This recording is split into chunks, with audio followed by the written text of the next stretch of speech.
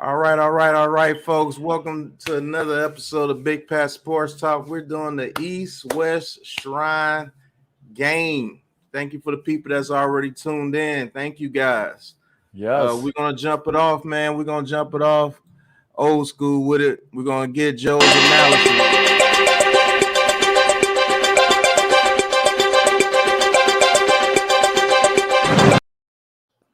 Oh man, here's where the stock rises, the stock falls. What I've been talking about ever since we knew we were knocked out of the playoffs, man. I mean, this is where guys make their names. Guys, they have a chance. They know it. They're going to go out there and really play and do their best.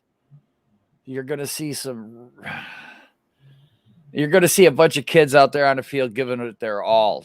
They know the scouts are there. They know that the owners are there, that the GMs are there. They're getting interviews. They know the pressure. The pressure on these kids is phenomenal. I'm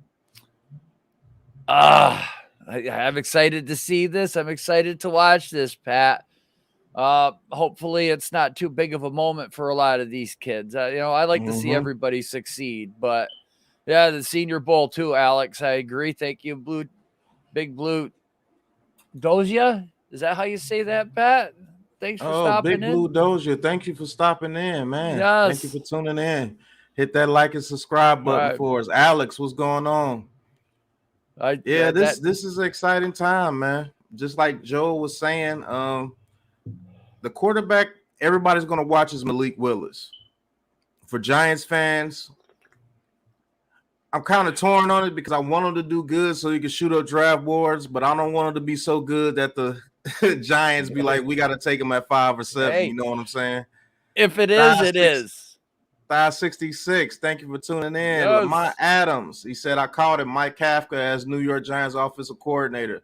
Exactly. I think we're going to be good. I think this offense is going to be exciting to watch this year. I don't know if we're going to be a 30-point offense or anything like that, but it's definitely not going to be the same as last year for sure. You and me, Lamont. Giant 22. What's going on? Thank you guys for tuning in. You and me, Lamont, we were both thinking the same thing. When names come up, who do you want as OC and everything? I started naming names. He was one of the guys that I really wanted. Him or the guy from the Saints. Yep. Big Blue Corner, that's Rodney. What's going on, Rodney? Thank you for tuning in. Lamar Adams says, add me. You mean your channel? What's your channel name, bro? I'll subscribe to you. Right.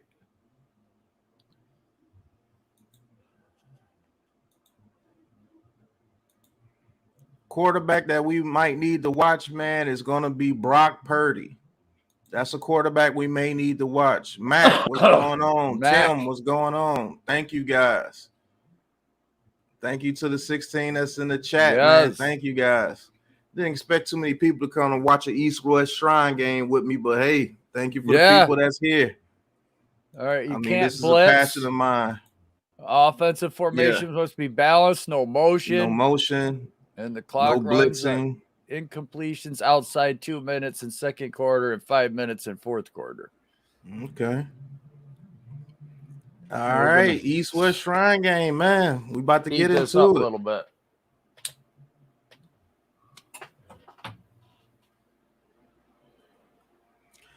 Here's the thing. Here's a kicker for you might laugh at me about, but I'm actually looking at punters in this game as well. Yeah, me too. Alex says O-line coach Bobby Johnson was one of the head coaches in the Shrine game a few years ago. His team won 14-10. That's pretty cool. Sonny D, what's going on? AK, what's going on? Hey, Daryl. Daryl, what's going on? AK, Zion, Sonny. Thank you, guys. Zion. Thank you, everybody. All right, the kickoff is off, and they get up to about the 25-yard line. Good return.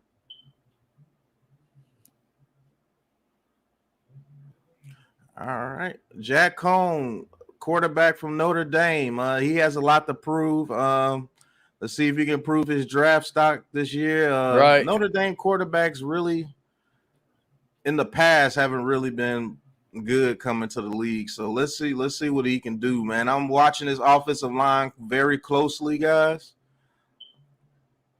So I just want to see what these offensive linemen do. All right, it's a handoff. Looks like, good bounce out by the running back right there. I don't know who that was, but that was a good bounce out. North Carolina running back. Hey, those running backs from North Carolina do very good, Mr. Chandler.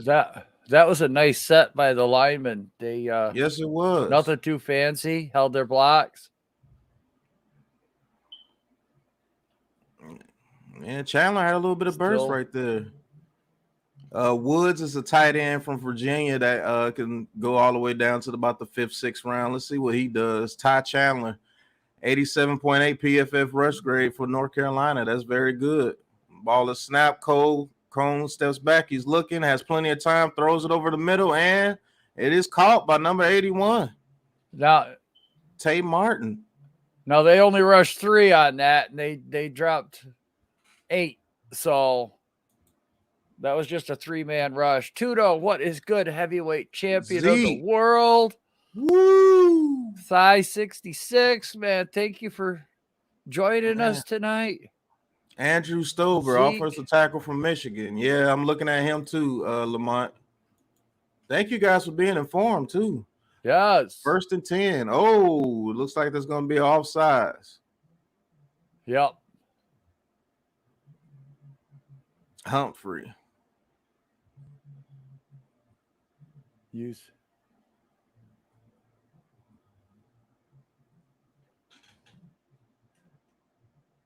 I mean, man, let's just take time to scout in these games. That's what I'm really doing. Unfortunately, I don't know everybody's names. I do know some of the names on here. I do know the schools. But this is a scouting opportunity for me, man. That's if I had a job with the Giants or anything like that as a scout, man, I would be in heaven, man, because this is what I do. I don't know if they're playing 2 or 4 quarters, Alex. Oh, good pass. I told you, the big tight end from Virginia. Oh, there's a fumble. Oh, that's not good if that's a fumble. No, it's not. Oh, I think 67 got it. 67 got it back. Yeah, that's why you want athletic linemen. That's why you want athletic linemen. You want guys that are going to hustle down the field and play through the whistle. Because he ran down that field, he was able to get in there and get that ball. He never gave up. He played through the whistle. Look at the hustle that this guy's got.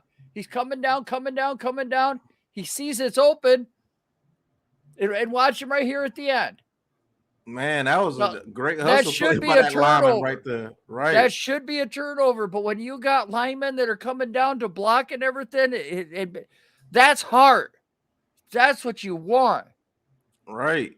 1st and 10, Cone hands it off to Chandler, and he gets about 2 yards. Good play by the defensive tackle McCall on the east. That tight end, though, even though he fumbled right there, he's a little bit underrated to me. Woods from Virginia. I think that's a tight end that put in the right system. He can get you some yards. He can get you a couple of first downs. Not saying that he would be a number 1 tight end, but he's definitely a tight end that you can have on the roster that you can use to block and get some good catches in the red zone. J55, what's good? Thank you for joining us. Tudo. Size 66. Right. Thank you. Yes, snap. Look, there you go. Woods out the backfield again. I'm telling you, that's the type of tight end he is. Another that's about 5 yards there. It'll be about a 3rd and 3. He definitely carries that ball like a loaf of bread. He's gonna have fumble issues. Watch here on this play right now. He catches it. See how he's not keeping it close to his body? He's like wigging it out behind him. Them DBs are going to be able to punch that ball out of the backside. And that's what happened on the previous play. Right. He's going to have to learn that. He's got good hands, but he's going to have a fumbling issue. And it is 4 quarters, Alex. I don't know if we answered that for you earlier. Cone looking back on 3rd and 4, looking over the middle. Has a wide open receiver. Oh, good move by the receiver right there from Oklahoma State. Oh. 1st down. Lots of time in the pocket, but there is no blitzing. So you're only going to see 3 and 4 man rushes, maybe a 5-man. I don't know if they could do a 5-man. Would that be considered a blitz? Yeah, I think it's just 3 or 4 man rushes. Okay. Yeah, Ohio State, Lamont. Jeremy Ruckert. Ruckert's going to be in a Senior Bowl, I believe. Yes. Rodney says, pay attention to 67 volts, an offensive tackle from North Dakota State. Been hearing some good things about him. Yep. Was that the guy that just got the fumble recovery? I think that was 67. Yeah. Basically a scrimmage. And yes, he's doing pretty good. And try to hit it the tie channel over the middle, but it's incomplete. Yeah, Rodney, I think he just made that little athletic play to get the ball back. And he's been looking pretty stout. It's basically a scrimmage gameplay. The pros and scouts can see these guys in live action. Yes, Tuto. And highlight Tuto's last comment to the bottom because that is happening. Tuto on G Nation's channel, leather to the face, guys. Y'all want to come over and watch a boxing match? What's going on, Lou? You got the link, Lou. That's a gain of a third couple. And goal. Man, thank you guys for the 24 in the chat. Did not expect that on the East West Shrine game. Says Justin Ross, 6'4" receiver from Clemson. Is he in this game, Lamont? Because he has a lot to prove as well, man. Coming off that, he had a major health issue, man. Major health scare with his back. Major injury. He came back. He did decent, but I don't think he was as dominant as he was supposed to be this year. 3rd and goal for the West. Ball is snap. Play action. He hits number 1 out the backfield. Oh, good play by the safety right there to stop him from getting into the end zone. Nice tackle. Thomas from Georgia Tech. What a hit. Yep. And then Lamont's got your guy in there, Smoke Monday. Yep, Smoke Monday, 6'3", 200. Telling you. No, he had not any specific. We're just across the board. Who can rise, who can fall, who we're going to look at in the combine. And then you got the schools that are going to have their pro days. Mm-hmm. So all right, they're going for it on 4th and goal. Ball is snapped. He hands it off to Chandler, and he stopped. He is stopped. What a play by the East.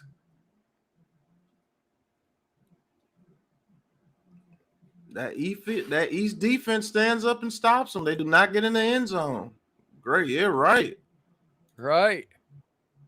2 those. Smoke Monday. Yes. Yeah. Hey, Lou, if you want to pop in, if you get a chance, I sent the link to your Twitter. I'm going to send it to you again if you want to pop in, if you're not too busy.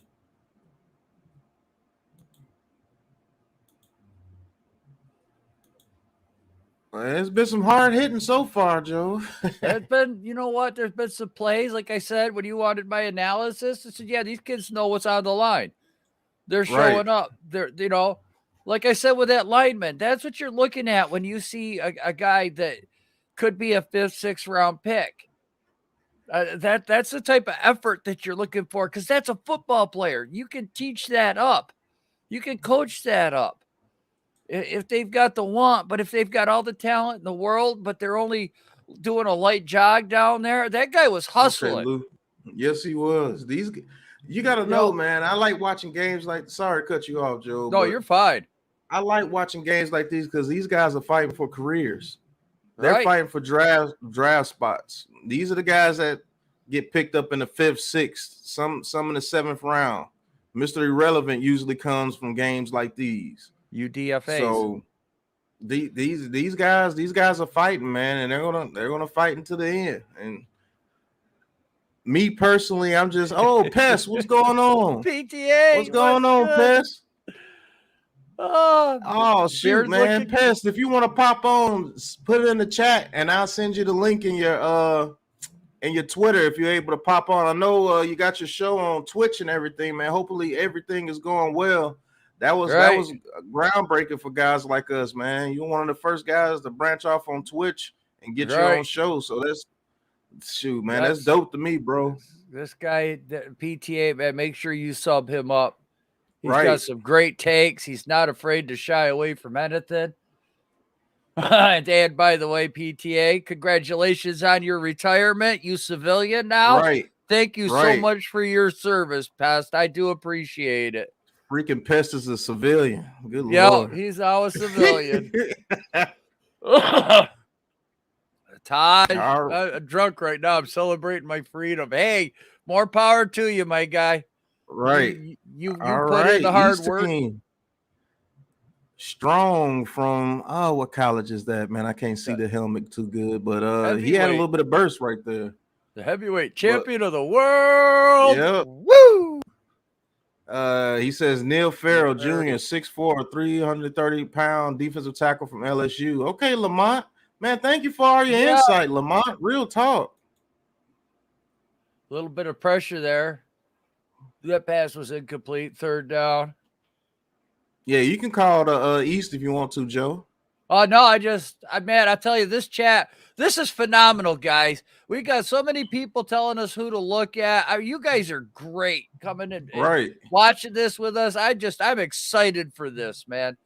This is great. Watching some kids that we might see play in the NFL, and you guys telling us who to watch and look at, man.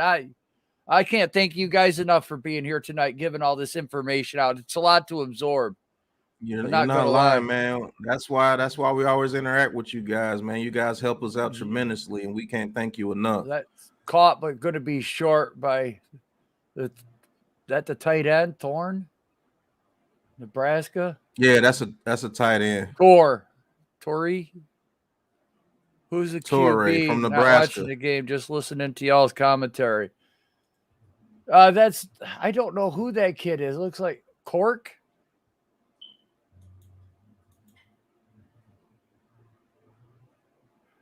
Yeah, Cohen started for the West. I don't know who's his quarterback that's starting for the East. Mike Nixon, he says, I've been hearing Malik Willis has been looking good in the Senior Bowl practice. Yes. I hope so, man. Miz, what's going on? Dustin Crum from Kent started. Thank you, Alex. Again, guys in the chat, man. Can't thank you enough for helping me get these names right. I don't have Malik Willis is playing on Saturday. We'll be doing a Senior Bowl on Joe's channel Saturday. So he will be playing in the Senior Bowl. Miz, what's good? But yeah, Malik Willis is rising up. I expected that. Every year it happens. There's a couple of quarterbacks that rise up the board. Look, okay, Detroit said that they're going to have the number 2 pickup for sale. The Texans said they're going to have the number 3 pickup for sale. Yep. The Jets, there have been rumors they want to trade. The Giants, there's rumors. A lot of these teams up at the top want to trade. Now, I think it's the wrong year for Jacksonville. Now, Malik Willis is going to be good, but a team's going to have to really want to go up to number 1 because that's a lot of capital. To get the first pick from that, they're going to have to really fall in love with him. But if Pickett's there, so if Malik Willis goes 2 and Pickett's there and the quarterbacks start coming off the board, you might see a rush up there to grab Detroit's pick, to grab Houston's pick, to grab the Jets' pick, to grab quarterbacks. A lot of teams need a quarterback.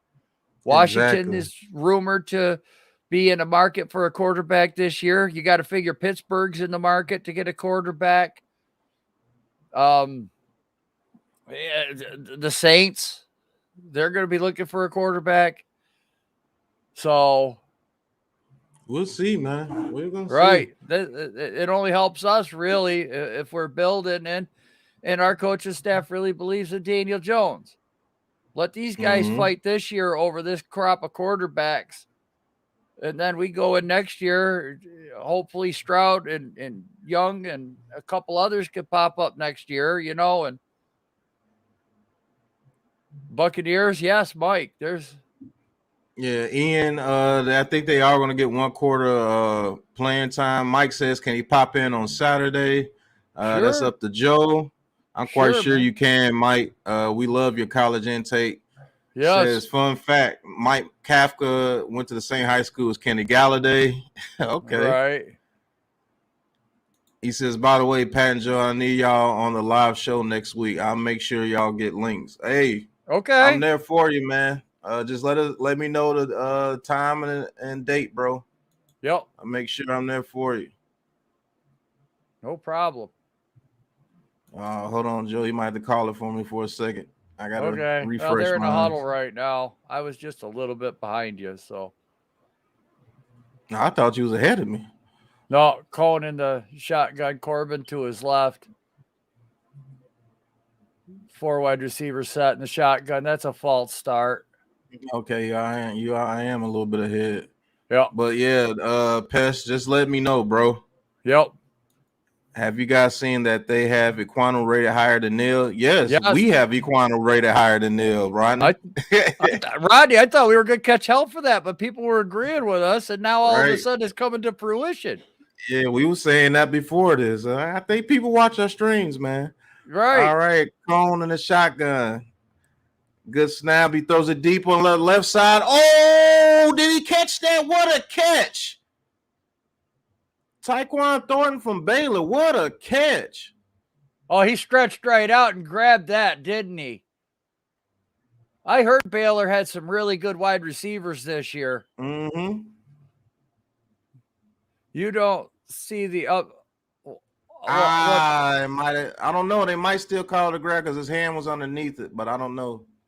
NYG22 wants to know what DJ's upside. He doesn't see it. Look, I see a kid that's struggled, but you know what? This kid can definitely throw the ball. Okay? If he's got a little bit of time back there, he's going to pick you apart. When Eli Manning was given a little bit of time, he would pick you apart. I'm not saying that DJ is Eli Manning. What I'm saying is that's his skill set. He's a pocket passer that he could run in a straight line, but he's not an elusive scrambler. But if you look at the blocking scheme that our new offensive line coach is coming in, he likes an inside-out blocking scheme. So what that means is he wants to be on your inside shoulder and move you out. That's why Josh Allen has that big front pocket in front of him. That's why he has the throwing lanes, why Josh Allen doesn't get a lot of balls thrown down. But that's also why Josh Allen will run, too, because he's got that running lane. Ian. DJ's got that similarity, too. He's going to get you 6-7 yards and slide. You know, he's going to be able to throw the ball and not get it knocked down. There's a lot of things here. We'll get into that show because we're trying to do a lot, but that's just a quick answer as to what I'm thinking of and what I'm going to see from this offense with him. All right, shout out to Jared. He says, I think Daniel Jones will get an opportunity next year because of what the coach asked of him. Right. He says the protection Cone is getting from the O-line is amazing. Has a lot of time going through his reads. Also has pretty good arm strength. Yes, he does. It's just that he's going to have to show that he can be an NFL quarterback because you won't be getting this much time in the NFL. I'll tell you that now. Right. Looks like they switched the running back in the backfield. It's Corbin now. That was one of the things that they were saying about Pickett too. He hung on to the ball too long. Mm-hmm. Hey, that defensive line for the East is playing their butts off, man. Yeah. When it comes to the run game. Oh, nice Says what play. Stadium Nice play. Who's that? Then I think the Raiders Stadium in Las Vegas. Fiad? That was a good play by that left defensive end right there. Yes, it was. Good hand swipe. Comes in. Swipes him away. I'd like, with the bigger backs in the NFL, he's not going to be able to make that high tackle like that. He's going to have to hit lower and wrap the legs. Allegiant Stadium. Thank you. I'm going to tell you what, number 29, he didn't stop him from getting the first down, but Thomas comes up and hits, man. Right. I like the aggressiveness out of Thomas, man. He's coming up there to hit. Georgia Tech. Okay. Yep. Oh, yeah, Allegiant Stadium in Las Vegas. He says because not every coach asks the quarterback what they like to run. Right. Yeah, Daniel Jones is definitely going to get a chance this year unless one of these quarterbacks just absolutely impresses and shows that he's a generational talent. That's what they call it. Other than that, I think Daniel Jones gets his shot. Right. All right, Jack Cohn steps up in the pocket, hits receiver out the backfield. He gets it down to about the 3-yard line. Well, NYG 22, a lot of DJ being a one-read quarterback was based on Jason Garrett. Right. That was his offense. That was his system. You found the read and you threw to that read. It wasn't a multi-read system. And that really never changed because they couldn't put in a new offensive scheme. But when we went back and looked at his rookie year, he was under Shermer, under that offense. He was making reads, making throws. That's why he had 24 touchdowns. I think Jason Garrett really hindered DJ. Incomplete pass on 1st and goal. Hey, Mike, that's a good question. He says, Pat, question, do you think it was the right move for Dotson to opt out the Senior Bowl? Me personally, I think he's done enough, and we will see him in the combine. Dotson is the receiver from Penn State, Jahan Dotson. I believe that's what you're talking about. Very fast. I will say this. I think he's solidified as probably like the 4th or 5th best receiver. He will go in the 2nd round. He may slip into the 1st. You never know. Depends on how many receivers are picked up in the 1st round. But, yeah, I'm not mad at him because he's avoiding major injury, and people just going to be really looking for his speed, to be honest with you. Run up the middle, man. Number 29 from Georgia Tech is in there again.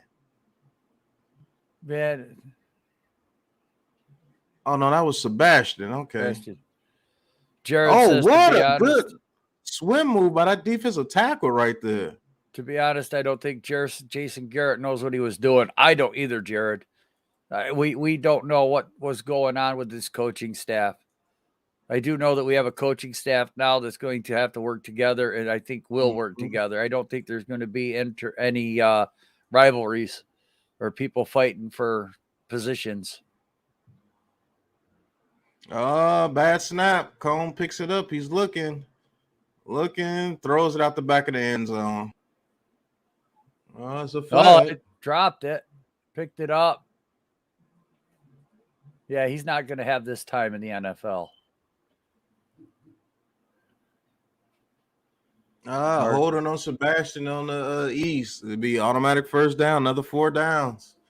It's a bad penalty right there. It's probably going to cost you 6 points. Watch for number 86. Okay. Yeah, 86. He's good. Right. I got him down there. There's about 15 to 16 tight ends deep in this draft, man. We're definitely going to get a tight end. We may get 2. Who knows? And the defenses are definitely playing hard, Mike. I agree. Again, these kids know what's on the line. Yeah, there you go. Touchdown to another tight end, number 84, Altoriano from Oregon State. Touchdown, dude, that was a nice route. He comes up like he's going to block. He runs out to the flat there. I mean, we've seen Kittle run this play all the time. A lot of the tight ends in the NFL.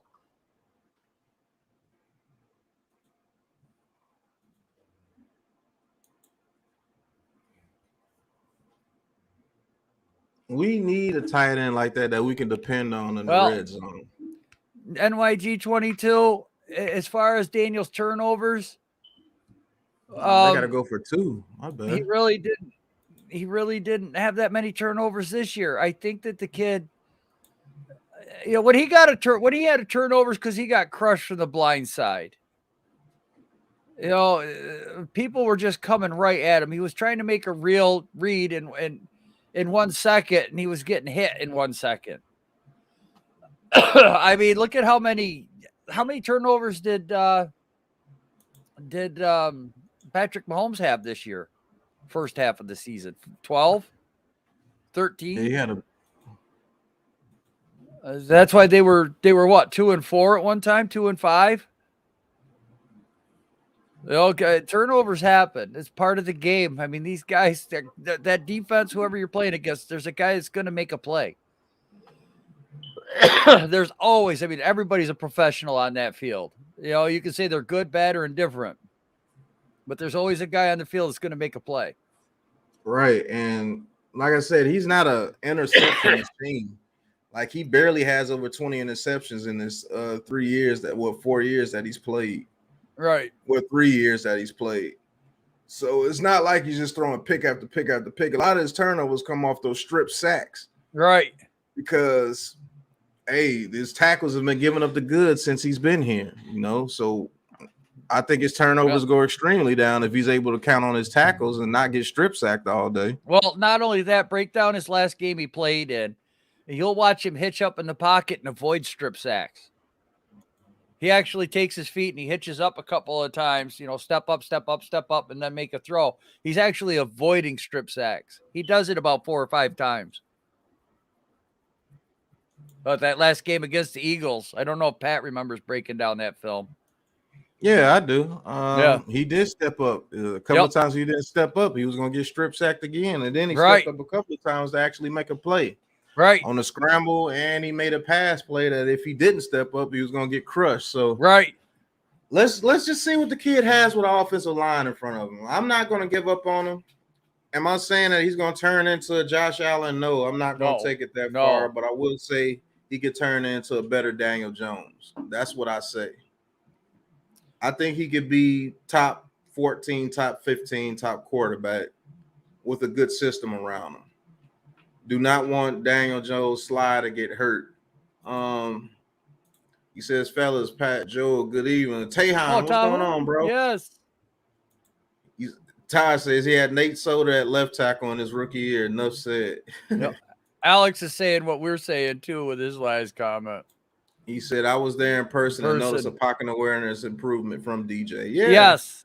But you have to have a pocket. Right. Billy Price and Matt Sakura are not going to give you a pocket. Let's see what he does when he actually has an actual NFL pocket. Let's see what he does. Right. I'd like to thank everybody that's in the chat, man. We got it up to 35 earlier. Oh, nice. And I appreciate you guys, man. Coming here and watch an East-West Shrine game with me, man. Didn't know that was this many people that were in tune with the draft season like I am. Man, I appreciate it, man. Did you guys watch the practices? No. He says, refer to my tight end comment.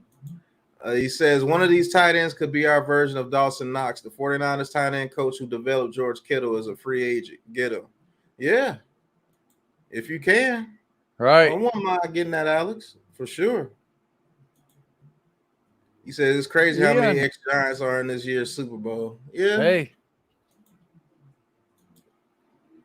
It's all good. It's ex-players from every team in every Super Bowl, so you just notice it more because it's our players this time. Right. But I don't know. Only one I hate that we got rid of was BJ Hill. To be honest with you. But who are the players that's in there? Is BJ Hill, Eli Apple on the Bengals, and Odell Beckham on the Rams, huh? No, there's another one or two where. Well, I know they got Dockery who's a former. D, the Giants fan, man. Thanks for stopping in. And then NYG, tired of excuses, fella. I agree. I'm tired of them too. This is probably the last year DJ gets a shot.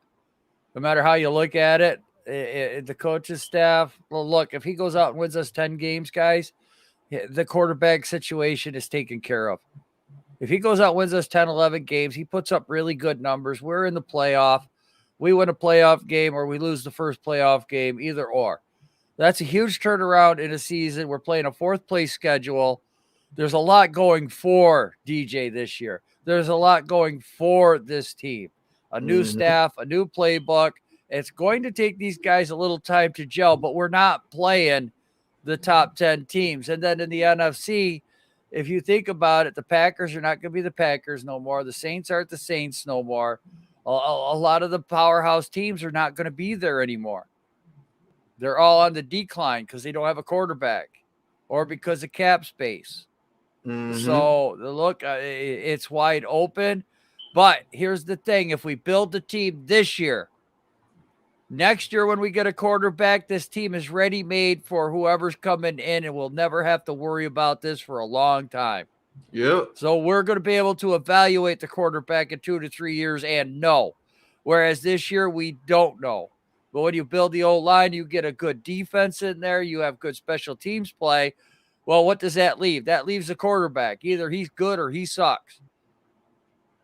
You know, we're not going to be the Cleveland Browns where they're constantly getting a quarterback every year, wasting first-round picks on a quarterback year after year after year.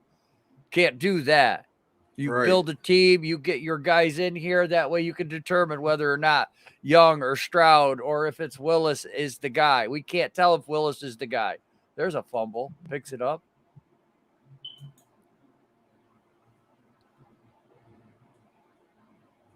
Yeah. That center QB exchange, these college quarterbacks don't really play under center anymore in college. And you know, so okay, let's look at this too, because we got some new people in here, Pat. Yo, I want to hear from everybody. Name a quarterback that did not have a phenomenal tight end that won championships, was in the playoffs every year. Dan Marino's probably about one of the few quarterbacks that did not have a phenomenal tight end. But if you look at Brady, he had Gronk. You know, if you had Sims, you had Bavaro. If you had Montana, you had Clark. That's your weapon. That's what helps the quarterback. That's what makes the quarterback. Daniel Jones has never had that. A lot of these quarterbacks have never had that. So Eli had dependable tight ends and Jake Ballard and Kevin Boss. Remember, Kevin Boss made that catch in the Super Bowl that got us started. Right. New York Giant 22. I see that he's one of the fans that don't care too much for Daniel Jones. That's all right. And I can't blame him. I don't either. He says no at Jones. Jones will Kirk Cousins the Giants. One decent season that would give him a major contract. Jones will be in between of sucking and being good. Kirk Cousins effect. Well, you can't say that right now because he's never had an offensive line or a decent tight end. Because if he had a decent tight end, who knows how many games we could have won the year before last. His first year. I love this comment. Big Blue, Rodney's like, Big Ben didn't have a big tight end, and Alex is like Heath Miller. Right. Miller. Right. That when they're winning teams, when they're winning games, a quarterback has a really good tight end. Dan Fouts with Kellen Winslow Sr. When they won the Super Bowl, they had Heath Miller when he was in his prime. Right. When they won that Super Bowl. So right. A good tight end. I mean, you look at Mahomes. I mean, yeah, he's got weapons, but who's he always throwing the ball to? Kelsey. Right. You take Kelsey away from that offense, they're not the same. I promise. Right. You. Look at what what's his name does for the 49ers. George Kittle. Look what he does for Jimmy Garoppolo.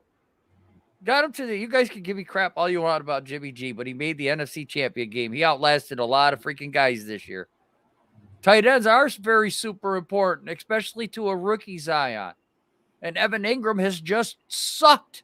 Why do you think Daniel Jones keeps trying to throw him the ball? He pops it up into the air. It's the most important. We didn't say great. I said dependable. Right. He was dependable. When we won that Super Bowl against the 18-0 Patriots, Kevin Boss was the one that ignited our offense. We didn't do crap until Kevin Boss did that. That catch. Yeah. Until he caught the catch in that Super Bowl, that's what started turning everything. Yeah, I think there are practices for the Senior Bowl tomorrow, Jared. But if you want to say then Eli Manning, go ahead. We can say Eli Manning never had a great tight end.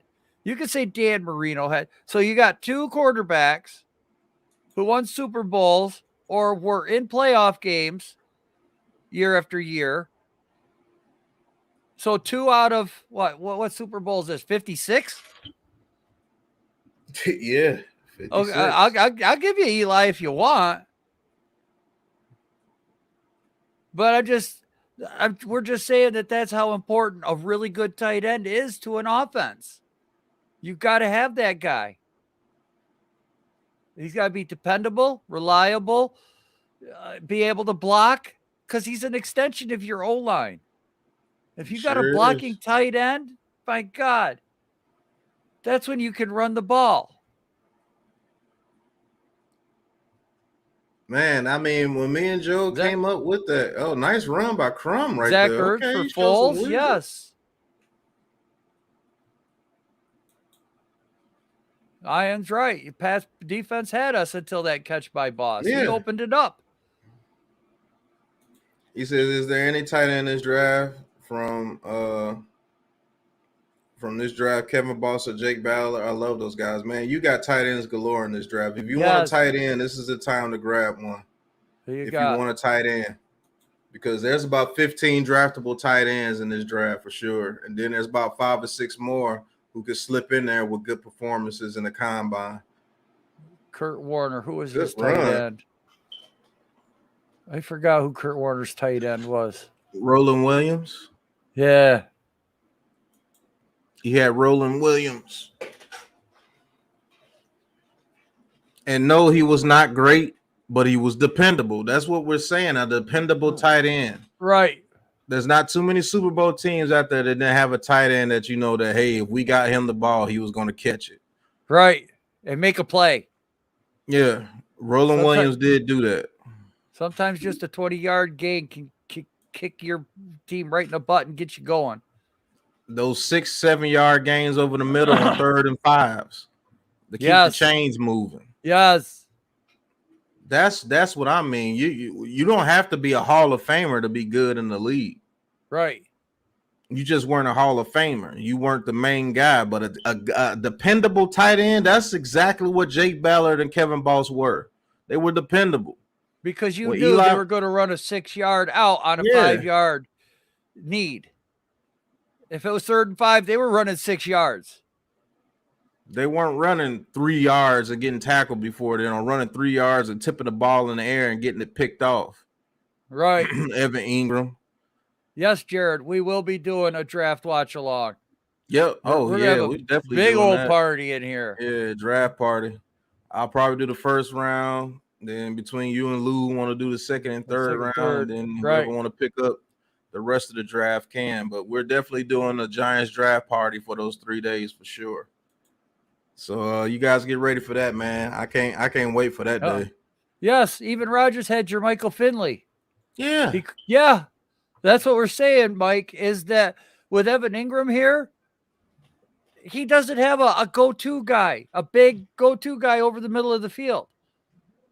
And that's what Garrett kept trying to get him to do, is throw the ball to Ingram. But then Ingram had what? 9 interceptions? Right. And then everyone says that, DJ throws picks. We all watched Ingram. Whenever he doesn't catch a ball, he knocks it up into the air. He doesn't knock it down. He knocks it straight up. One hand jab. Michael Vick, all those years when he was tearing up the lead, when he wasn't tearing up the lead with his feet, who was he throwing it to? Algie Crumpler. Right. Right. Algie Crumpler, it was good. I mean, look at Alex Smith with the 49ers. Vernon Davis.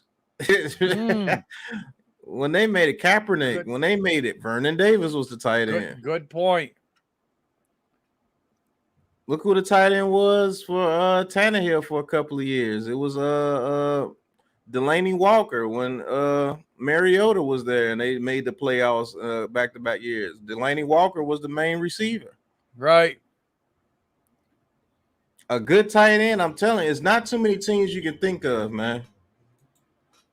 New York Giant 22, he says, we got Evan Ingram PTSD. A good tight end is important, but it's not the end-all, be-all. Just a good blocker with sure hands is all you need. You're right. That's what we're saying, bro. You're right, but we don't have that. That's what we're saying.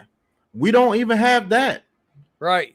That's exactly what me and Joe said. A dependable tight end. I didn't say we have to have a Hall of Fame tight end to win. Right.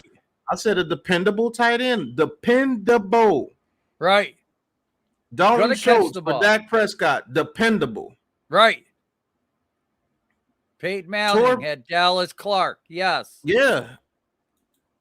Right. He said set an alarm for we were to be predictable. Yeah, we were predictable. With Garrett. But now you see why Shane is looking at tight ends right now. Why is he down there looking at all these tight ends? He knows. Look, you look at Buffalo's team right now. Who's the tight end on the Bills right now? Shit, Dawson Knox. Yeah. Look at how good he is for that team. Did you see the catch that freaking Allen threw the ball away? The guy went up and got it. He comes back to the huddle. He goes, "What do you mean we scored a touchdown? I didn't even see it." That's how these guys look at tight ends. The Bills we're going to be getting tight ends like that. We're going to be getting a team like that. We're going to be getting players. Oh, bad mistake by the East right there. Looks like the West recovers a fumble. Oh, bad handoff. Those quarterbacks under the center, man, they're not used to it. No, they're not. New York Giant 22 says, I agree, fellas. That should have been Caden Smith, but they rather play Evan Ingram. Yeah, I think Caden Smith could have been that guy. I'm not going to lie to you. Man, him and looking at that guy, man, I think we had something there. DJ and him had a good repertoire, man. I mean, they were always looking for each other. Mm-hmm. He says, I think the idea is that safety valve, whether it's a dominant slot or reliable tight end, someone in that intermediate or you can get too fast. Yeah. Yeah, the hot read when the blitz is coming. Yep. Because he's 6'6". He's taller than just about everybody in the secondary. Yep. That's what we just said, Alex. He said, I wanted Caden Smith to be a Dawson Knox mini, but Garrett/Giants hated him. Jones plus Smith had a good connection in 19. Yes, he did. They had a damn good connection, man. Mike. When he needed Caden Smith, Smith was there, bro. Look at that rookie year between those two. Mike with another great tidbit of information. Flacco had Dennis Pitta, and another one, if it wasn't for injury, could have been great. You're talking about, oh, my God. Yeah. That dude was off the chain. I can't think of his damn name, man. Heat. Yeah. Todd Heat. If he didn't get injured, Todd Heat was nice. Right. I forgot about Todd Heat. Man, y'all coming up with other people. Man, that just proves what we're saying. Right. You guys see the importance of a tight end. Because if you guys, I remember Phil Simms, Mark Bavaro would line up at the right-hand side. They'd overload that side. Bavaro would go in motion, go to the left side, and they would run that way. Whatever way Bavaro went, they ran that way. They always ran to the weak side. They overload one side, they'd run to the other, and that's where they would just pound the shit out of you. Yep. But when they started blocking that, Bavaro would go out there, fake a block, and he'd run a seam route. Oh, my God, then he'd start carrying 4 or 5 guys. And that just got everybody hyped. I mean, you look at what Kelsey does, the same thing. Mm-hmm. Kelsey does not go down usually with the first tackle. He usually makes somebody miss, gets those extra 2 to 3 yards that usually reverts into a big play or a first down for the Chiefs. That's all you need, man. You don't need a Hall of Fame tight end. Jeremy Rucker from Ohio State. Yes, to Hood. I would be happy with him. And then Jared, as long as we're not predictable, yes, that's the one thing. And Lou, I agree. A tight end can get you a wedding ring. Yes. Yep. Yes. Yep. Favre had Bubba Franks and another good dependable. And you can say Eli never had a good tight end, but Eli did have Jeremy Shockey. Yep. And that was his main guy when Shockey was there. Shockey was that dude. Yeah. He was the dependable guy. Yeah, Ty Chandler is running pretty well, Rodney, for sure. He's definitely going to get some eyes on him. Oh, we had Shannon Sharp. But that's what we're saying, guys. Look for tight ends in this draft. It's a huge need. It really is. That's going to free up Barkley. It's going to help DJ. It's going to help the whole team. I mean, I think that really slowed down Daniel Jones' development too, Joe. We can get into that for a second. When they did not let him and Caden Smith work that relationship out, because I think he had a good rapport with Caden Smith, and that was his security blanket. 100%. And that guy always came up good for him. I agree. I remember watching the game. I was like, man, every time we throw it to this dude always gets about 6 to 7 yards for us. Makes a play. He always made a play. And I think Caden Smith's going to be back, and I think we're going to see him getting used. Is that a touchdown? No, it was incomplete. That was a hell of a catch, though. But he's got to learn not to let that defender pinch him into the sideline the way he did. Mm-hmm. I'm excited too, Jared, for this draft. I'm excited for a lot of things, but I still going to remember we're a super young team with a new staff and a new system. But I'm excited to see. I want to see a direction this year. Yep, that's what I really want to see. I want to see us establish an identity. I want to know what we're going to do. I want to know what kind of a team we're going to be. No, it wasn't. Algie Crumpler was with the Falcons. The tight end. Well, who was the tight end? Those early Patriots. Damn it, I can't think of his name. He wasn't a great tight end. He was just dependable too. I can't think of his name right now. It'll come to me. Yeah, he also caught another touchdown in that game too, Taj. I believe in him. I think they slowed down the whole Slayton, Caden Smith, Daniel Jones game, man. Because those guys in there, Ben Coates was there. Coates. Yeah, that's his name, Ben Coates. Thanks, guys. But those three guys, man, they had a connection, man. He had a connection with Slayton, and he had a connection with Caden Smith. And when they brought in Jason Garrett, they took that away from him, man. Let's remember, guys, that after Slayton's first year, everyone thought he could be a wide receiver one because he impressed us so much. But then Garrett comes in and he turns to hot garbage. There's a lot of things that were going on that we don't know about, and very little. For me personally, I know there's a lot more behind closed doors, but we're not going to hear it. Yep. Kick is up, and it is no good. 48-yard to the right. Missed it. Hey, thank you for the 30 in the chat. Thank you, guys. Yes. But so, let's remember, guys, 2 tight end heavy sets. Okay, the Giants like to run that. That's a 12 personnel package is a big thing in the NFL. We don't have the blocking tight ends that can do that. He says Brady had 2 great tight ends with Gronkowski and Hernandez. If only Hernandez could have kept his head on straight, who knows? That tandem there could have been absolutely monstrous for years. I remember when people are like, what the hell is Belichick doing drafting 2 tight ends? Yeah. What is he doing? Oh my God, he's crazy. Oh my God, he's lost the team. He's not they're only going to win 7 games, and they just dominated. And everyone had to eat crow. Your middle of the field was just dominated by Wes Welker, Gronkowski, and Hernandez. Right. You had to guard all 3 of those guys over the middle of the field, and no safety in the league at that time was able to guard Hernandez or Gronkowski.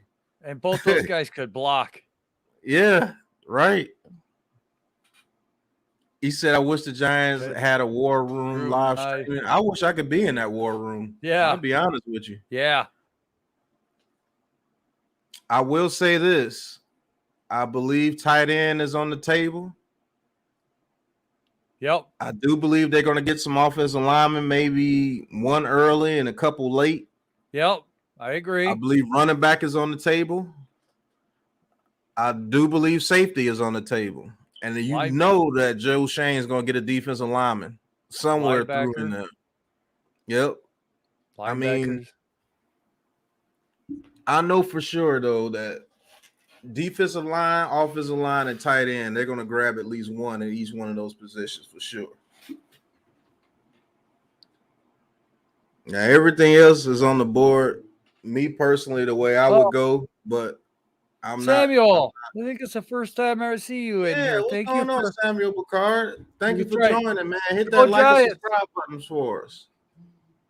Thank you for tuning in, bro. I appreciate it. Right. Please hit that like and subscribe button. It helps out the channel.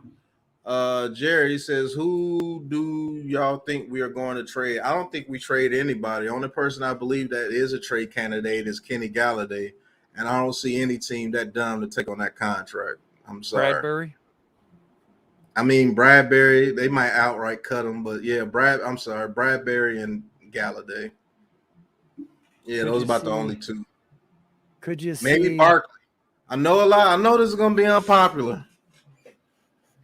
But they are trying to get the $40 million, and they don't want to push contracts back. What if somebody offers a first-round pick for Barkley? What if San Francisco offers a first-round pick for Barkley? Or the Bills. Or the Bills, and they have a great relationship. Right now they do, yeah. Does Slayton get traded? Could be. I mean, he has about a 4th or 5th round value. Logan? He says, would you guys rather be more of a run team, 49ers, Ravens, Browns, or a pass team, Rams, Bills, Bengals? Just seeing the personnel on the team right now, what do you think we're more equipped to be? We're not equipped to be either without an offensive line. I'm just going to be honest with you. Right. And when we do get an offensive line, I think this will be a very, very balanced team. I'll be honest with you. I think it'll be a balanced team. He says, get someone to replace Danny Shelton, resign Austin Johnson if they want. Yep. I'd be good with that. Would it shock you if Joe drafted a QB? No. Gleek. I don't want him to, but it wouldn't shock me. Zion Johnson and Trey McBride staring you in the face with our 2nd round pick. Who you got? Ooh, that's a good one. I like Zion Johnson. That's my problem. But, oh, my God. It just depends on what we do as far as offensive lineman and free agency. Right. If we don't get any free agent offensive lineman, I'm taking Zion Johnson. But if we do, Trey McBride is that receiving tight end that can get you some first downs for sure. They saying that McBride could actually go in the 1st. Mm-hmm. So, wanting to trade. Yeah, they want Barkley bad. He says, I would do that for picking a player. He says, depending on what we do in the 1st round, do you think it's possible the Giants grab a receiver in the 2nd round? I think anything's on the table, Mike. I'll be honest with you. One of those top receivers fall to the 2nd round, and we feel that they've done enough on the offensive line. And I don't know. I think these guys take best available, to be honest with you. And I think they do their scouting very heavily. So if that defensive lineman's there at 2, the Giants, it doesn't matter who's here. The Giants are known for taking a defensive lineman. Michael Strahan was taken in the 2nd round. You know, there's a lot of guys that have been taken in the 2nd round that have worked out very well for us. Yeah, everybody wants to be a pass-heavy team. But I will say this. One of those teams, one of the final 3, was a very heavy running team, and you knew they had to run the ball. And they were damn near – they were a minute away from the Super Bowl. Well, all right, the Bengals will throw the ball, but they do have Mixon who can run the ball. Like the Chiefs are a different team when they got Clyde Edwards-Helaire. When Clyde Edwards-Helaire is on that team for the Chiefs, they can run the ball, and they can become a running team. The same with the Bengals. If the Bengals have to run the ball, they can run the ball. So I want to be a mixture. Barkley. Yeah, me too. Gabe Davis for Barkley straight up. Who hangs up first? The Giants. Right. You better give us Gabe Davis in a 2nd or a 1st round pick for Barkley. I would take that. Mike says he wants Jahan Dotson so bad on the team. I think we have a Jahan Dotson already in Tony, but we'll see. Right. He says, what you guys think about signing Laken Tomlinson for the 49ers of free agency? Hey, I've been saying it for the past week and a half. Yeah. I think the guy would be a great pickup. He has. Just try to get Drake Jackson out of UFC in the 2nd round. I will say this, Alex. No. No. I don't like that guy not one bit. I don't like that guy not one bit, bro. Maybe 3rd, but not second. He reminds me of Shane Zimenez and Lorenzo Carter. Immense talent, but will never put it together on the field. That's just my opinion. I'm not saying you're wrong or anything. Right. Hell no. Hell no. Hey, if you want to watch why I say that, look at the pick is in top defensive edge rushers in the draft, and you'll see why. Right. Just look at his film. Look at his film. Don't look at his highlights. Look at his film. Look at the game. Yeah, because everybody's highlights look dope. Right. I mean, I could make a highlight tape of anybody and make them look like the best thing since sliced bread. But when you turn on that all 22, you start to see a lot of things that the coaches are seeing. Would you do that for me, Pat? I need to look good once in a while. Hey, I could create all 22 of the streams. All right. He said, build the O-line, run the damn ball, and then that'll open up the passing game. I'm with you, Rob. Thank you for tuning in too, Robert. You're Yes. Always support me, man. Thank you so much, bro. He says, I agree, Big Blue in the Bronx. This is a pass-heavy league right now. Okay, so let's get into that real quick. Let's spend about 5 minutes on that if we want to. Okay. So everybody, I think this is why Joe Judge was not liked so much too, because he was a traditional guy. He wanted to run the ball first. Yeah. Everybody wants to pass the ball all over the league. So the teams that you see doing that, the Chiefs, they pass the ball all over the yard. But when their running game is not working, we see a different team. When Clyde Edwards-Helaire is not in there, yes, they're easier to beat. Think about this. We were one of the worst teams in the league, but they only beat us 20-17. With that established passing game. You want to say the Bills, they passed the ball all over the yard. Yes, that's true. But they went on lost like 3 games out of 4. Yeah, they lost to Jacksonville, guys, 9-6. 9-6. When their running backs got hurt and they didn't have a running game, they lost to the Jaguars. They lost to the Jaguars. Well, let me ask you this, Pat. How do you beat Mahomes? How do you beat Brady? How do you beat Aaron Rodgers? How do you beat these great quarterbacks? Keep them on the bench. How do you keep them on the bench? You burn up the clock.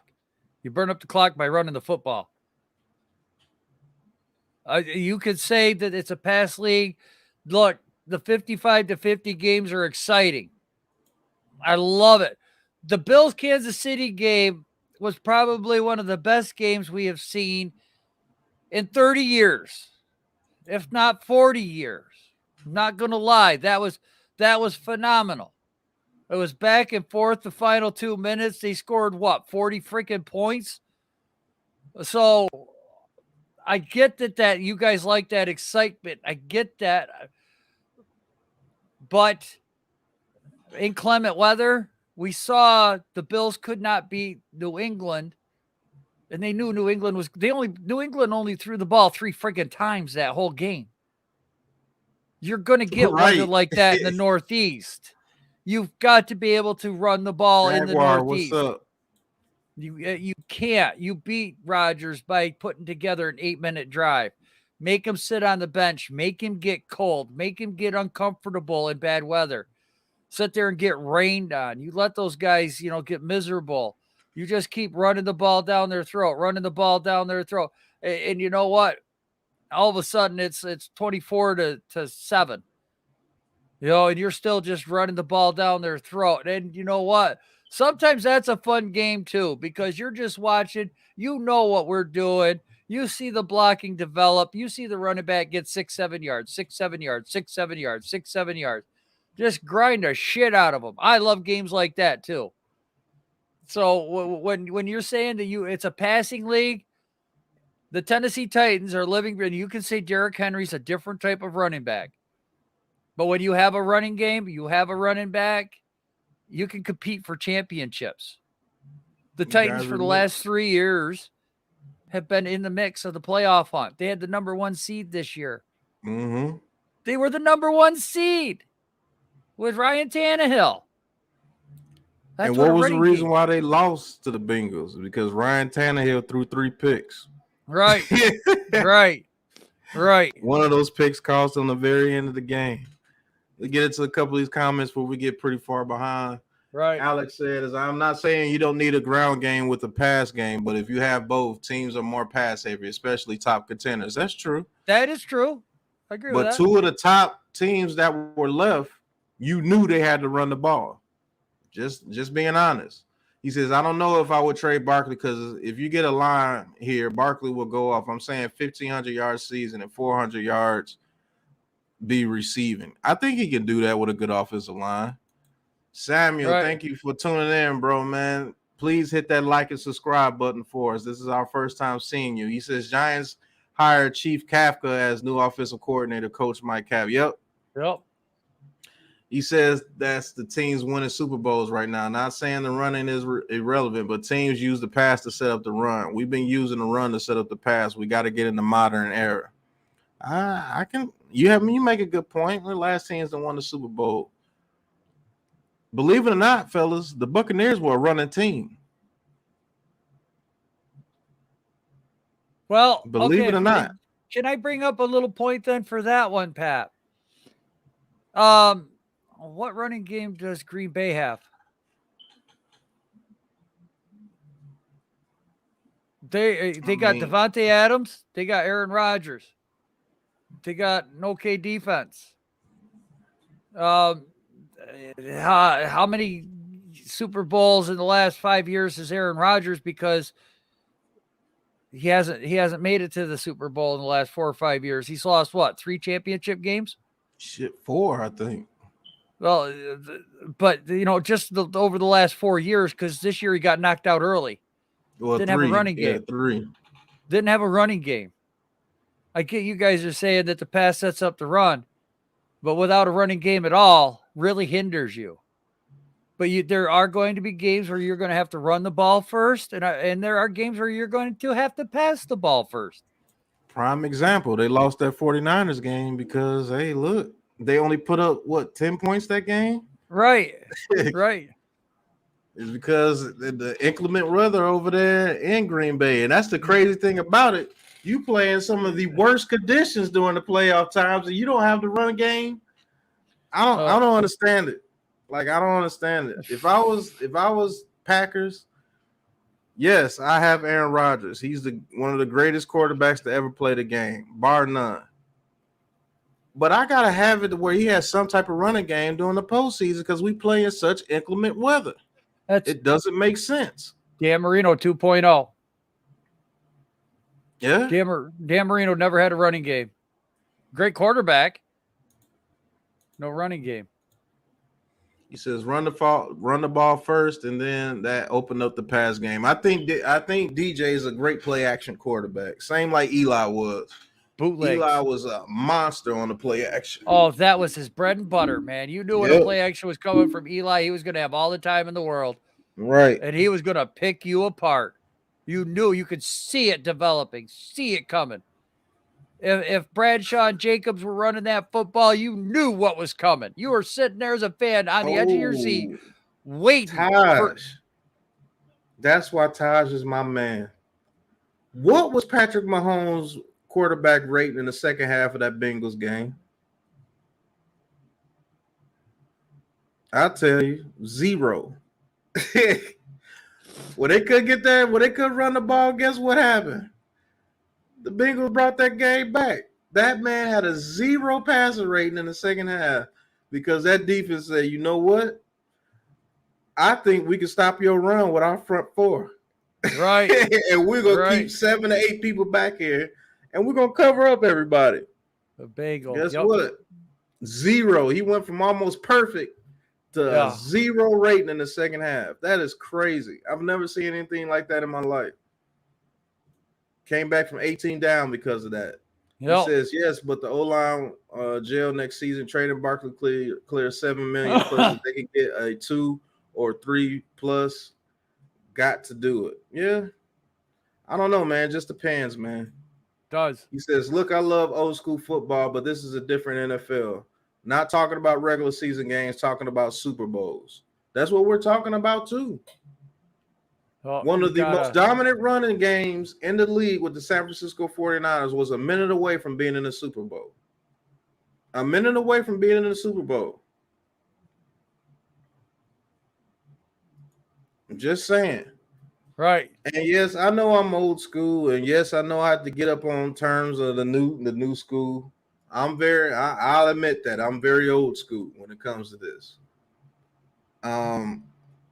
I wouldn't mind seeing us be able to throw it all over the field. I'm not going to lie, but I just don't think that doing that is going to have you with success all the time. If you want to say the Chiefs, go ahead. But I know one thing about the Chiefs. When their running game is working, that's when they get dominant like that. If their running game's not working, Patrick Mahomes just threw up a 0 passer rating in an AFC championship game when their run game wasn't working. Just throwing that out there. When their running game wasn't working against the Buccaneers in the Super Bowl, what happened to them?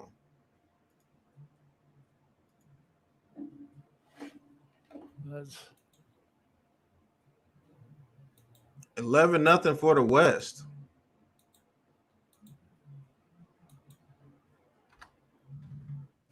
But I get it, man. People just want some excitement right now from the Giants. Yes. I just don't want to turn into the Packers. And what I mean by that is, well, we're always in the playoffs, but we just don't have enough to get into the Super Bowl every year.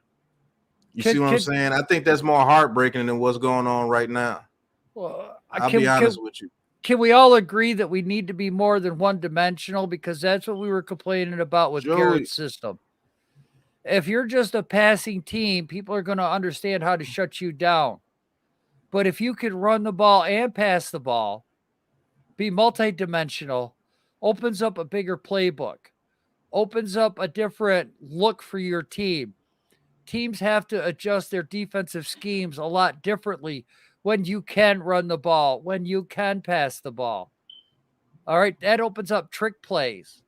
That opens up stuff like a flea flicker and a fake punt and fake field goals. And, that's when an end around will actually work. A jet sweep will actually work. When you're doing stuff like that, then you get fancy or a little tricky because your offensive line knows how to do the blocking scheme. That's when that stuff develops. That's when we get exciting football. Lou, my God. Lou, hey, hold on, guys. Shout out to Tyrone Harris. Whoever that is in the chat, shout out to Tyrone Harris. I just sent me a $10 PayPal. Thank you. Oh, thank you, my guy. Man, that's dope, bro. Yes. Thank you. For real. What are you, 18 away from getting 1,000? I am, according to here, I'm at 989. Wow, 11 guys. Let's get this guy. Let's right. get this guy to 1,000. I teamed up with him last year, and I'll tell you what, there's not a nicer guy in the world that I would rather work with besides Pat and Lou. G Nation right here. We're going to have a Saturday night fight on G Nation's channel underneath me. Y'all need to come by and swing by and watch that with us. I'm doing the Senior Bowl. We got lots of content. I thought you were the Senior Bowl. Oh, God, here we go. I took my Geritol. Leave me alone. My brain's functioning this morning. Thank you, everybody. I mean, I don't want to cut anybody off, but I do want to get into these points because this is a hot topic. We just created this a hot topic. Everybody in the chat is talking about it. I agree. New York Giant 22, thank you so much for participating tonight, man. You've been all through the chat. I really appreciate that. It says Bucks, Chiefs, Patriots, even our beloved Giants tore it up in 2011 by Eli passing the ball. That 2011 team, we were a run-first team, and people had to come up to stop that run. That's why Eli was able to put it over people's heads. That's why we killed them with the play action. We killed them with the play action because they had no choice but to respect the run. Right. Big Rob says running the ball was very important to the 49ers and the Bengals. People forget that Joe Mixon's on the Bengals. Right. Do y'all forget that Joe Mixon's on the Bengals? He says 9 times out of 10, you run the ball in the first and second down. So, yeah. Big Blue in the Bronx. Alex is going to challenge us on this all night tonight, I see. I love it. I love it. I love it, too, Alex. You always got good insight as well. He says, I don't believe the Bucs were a running team. They were just efficient when they did it. And that was rare. Ball was in Brady's hands 70% of the time. But without Leonard Fournette, I promise you they don't make it to the Super Bowl that year. Yeah. I believe Brady was fondling balls 70% of the time. That sounds about accurate. He looks like a ball fondler. They were soft, too, weren't they? Aaron Rodgers chokes in the playoffs. Yeah. Yes, he does. He does. Aaron Rodgers chokes on deflated balls. Heard. Understood. All right. He said, as another point, there's a narrative you don't need a home run back like Barkley to win a Lombardi. With the pass setting up the run in the proper way, you don't totally need 10-yard games. That's true as well. We didn't have home run backs like Barkley when we won those Super Bowls. I said an efficient running game. Barkley is Ahmad Bradshaw was a beast, though. And so was but he Jacob. wasn't Barkley. They weren't Barkleys. I'll give you that. They were not Saquon Barkleys, but they were beasts in their own right, though. They weren't no slouches. I know that a lot of people in here aren't going to remember this, but were the Detroit Lions the same without Billy Sims? If you want to talk about an all-star running back in the backfield, what that does for your team. The Detroit Lions, when Billy Sims was there, the running back, would that have been a different team? Shit, the Lions would have been worse than what they were. Exactly, but nice. The Lions a couple of years, I mean, they were in the hunt. I mean, they were 500 or better when he was there. Billy Sims made that team, and then they got Barry Sanders, and people forget about Billy Sims because of Barry Sanders. But Billy Sims was nice. Yeah. We got one of those guys in here. Hold on. Yeah, I got rid of him. Oh, you did? Okay. Yeah, I got the chat brought up now. I can. Big Blue, he says just 4 or 5 for the first down after 1 yard pass play. I would say this, man. I would say this, Alex. Is that get you 4 to 5 yards on first down? That sets up your that opens up the whole playbook. That's what we're saying. Right. It opens up the whole playbook, and it makes the defense have to worry about the run and the pass when you get those. 2nd and 5, it's easier to throw deep down the sidelines because you got 3rd and 5 coming up, and you can pick that up. Thank you, champ. Thank you, heavyweight champ. Woo! And he says, but they didn't win 49ers at Pat. Yes, they did not win. That is true. But they were up 17-7 in the 4th quarter. They were one good drive away from winning the game. They just couldn't pull it through. But yes, they did lose. Heavyweight champion. Shout out to the heavyweight champion for being a great supporter and a Ric Flair fan and for agreeing with me all the time. Woo! Yeah. I do too. I was just going to say that, Alex, and then I saw you posted that. Mm-hmm. We don't need to run. We do, but balance. Yes, that's all we want is balance. That's what I said, Alex. I was going to say we're so close to being the same language, but just a little bit off. And look, there's nothing wrong with going out there, but the odds are stacked against the quarterback if he has to throw it for more than 40 times a game. If you look at the odds of that, if they're putting it up 40, 50 times a game, chances are that team loses. Very rarely does a team win when your quarterback's throwing the ball 40 plus times. So I have no problem 25 to 35 passing plays, 280 yards, 320 yards, a couple of touchdowns. I might as well put my avatar on because can't nobody see me. So I just want to say shout out to Mississippi, the state, 37th state to legalize marijuana. Woo. Just happened today. That's what's up. For real. It's the 37th state to legalize marijuana for medical purposes. So I think Louisiana's going to be right behind them. We're only one state away from it becoming federal. Mm-hmm. So one more state legalizes it, and it's nationwide, baby. Oh, that's cool. Joe, he says, I have always believed in balance. You will have games where it's a slugfest, and you will have to trample the other team, and somewhere it'll be a shootout, and you have to be able to play both games. That's true. Yep, I agree. He says 49ers need to upgrade at quarterback, and they'll be back in the Super Bowl. That running game can't get them but so far. Look, they went all the way to the Super Bowl and was one Jimmy G pass complete to Emmanuel Sanders to win in that mug. So let's see what Trey Lance does. No. I'll tell you what. They should have won. Yeah, that's what I'm saying. The Harbaugh Bowl, and there was a blatant pass interference and holding that they did not call. And Michael Crabtree would have caught a touchdown pass easily and won that game again in the Harbaugh Bowl. He says, be the Bucks or the Bills, minus versus the Pats early in the year. Efficient both ways, but more pass dependent. And that's all we're saying.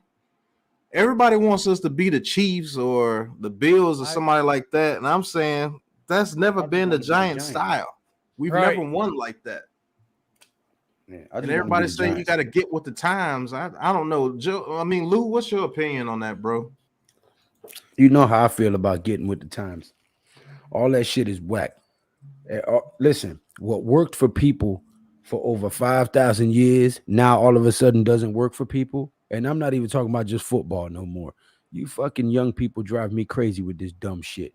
Y'all want to change everything that worked for thousands of years to some shit that you've never tried before, that is unproven, unsubstantiated, and just freaking retarded. Fuck being politically correct. I know they don't want people using that word no more, but it is utterly retarded to try to change everything that worked for some new millennial thought process of minimalism.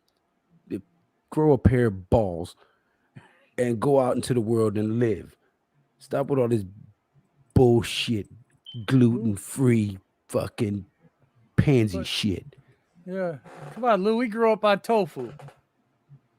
I grew up on mud pies. Hey, Frito pies were off the chain. But Alex is saying we need to either be like the Bills or the Bucks. Man, I can't help it. I just see how a balanced football team wins more games in the NFL right now. I really do. Joey says, but you guys want a Dabo who Buffalo barely runs.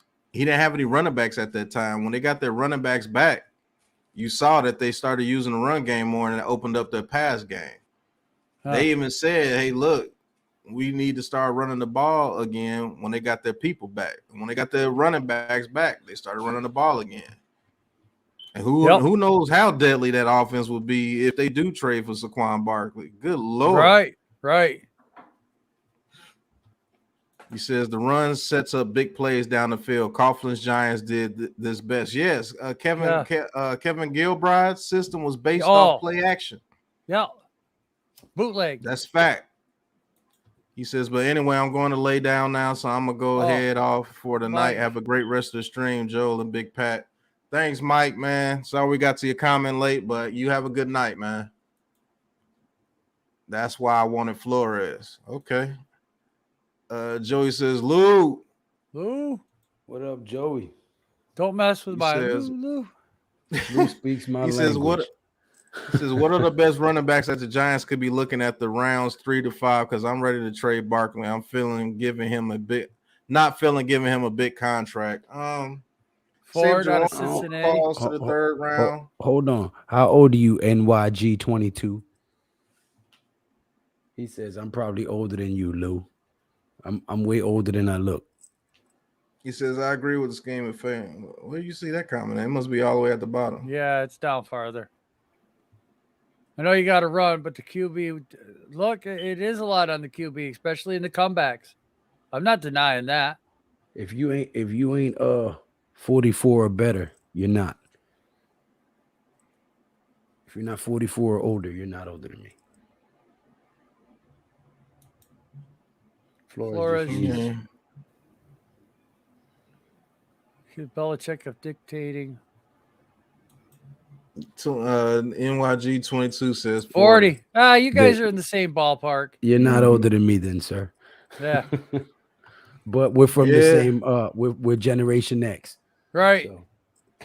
Like I said, what's going on, Miz? Thank you for tuning in. I'm gonna say this. I'm gonna tend not to say anything about this subject on live streams because everything hasn't came out yet. Right. I tend to don't get into politics and lawsuits and things like that on the stream. Yeah, this is a football channel. It's just an unfortunate situation right there. Hopefully everything works out for both sides. I'll tell you what I think. Says Super Tires. He says, but I'm with you, Alex. I would love for this offense to be slightly towards the pass, but I just want to run the ball to keep the offense balanced. I mean, that's fine with me. But if everybody wants us to be like the Chiefs, throw it all over the yard and everything, I mean, I don't think that's going to work. I don't think we have the quarterback to do that. A lot of those plays you see is because Mahomes can throw it.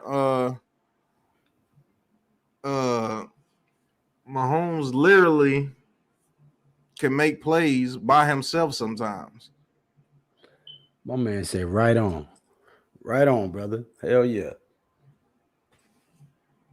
Now you know we old now. We talking our language now. He said, right on.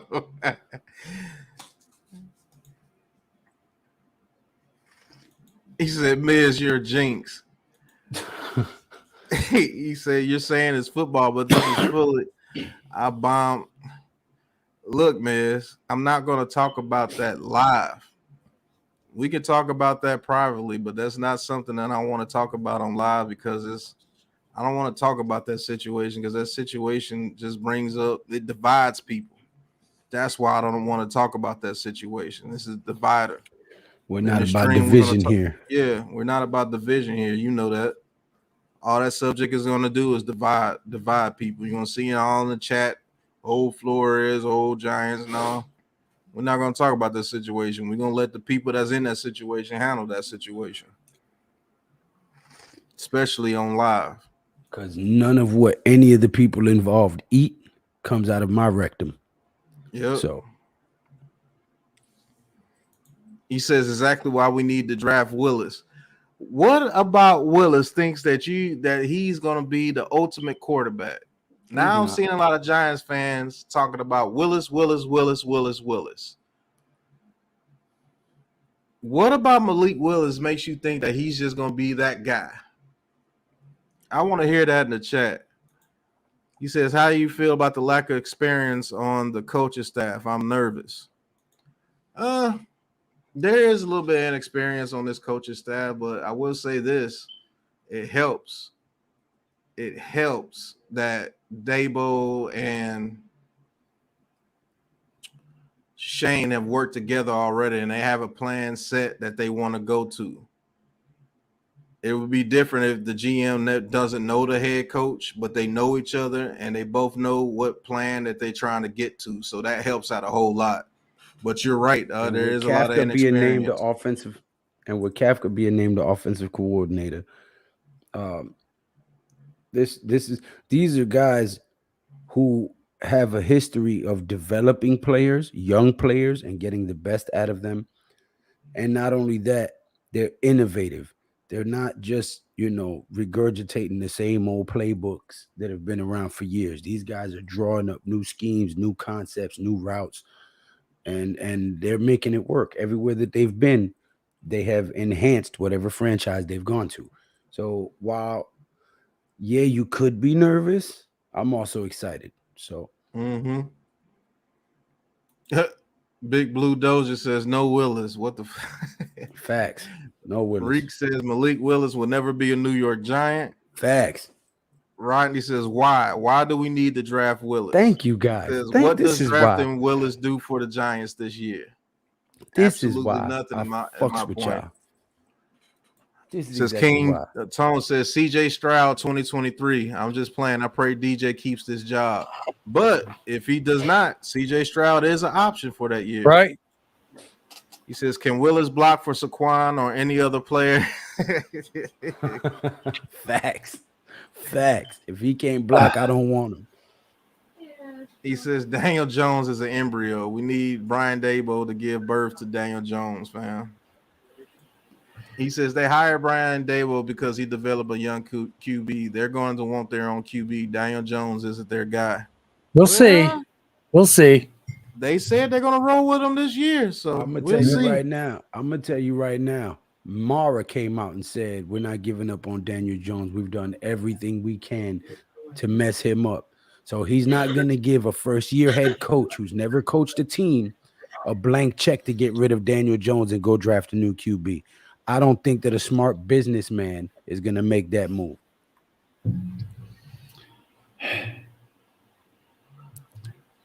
I don't think so either, man. I'm just going to be honest with you.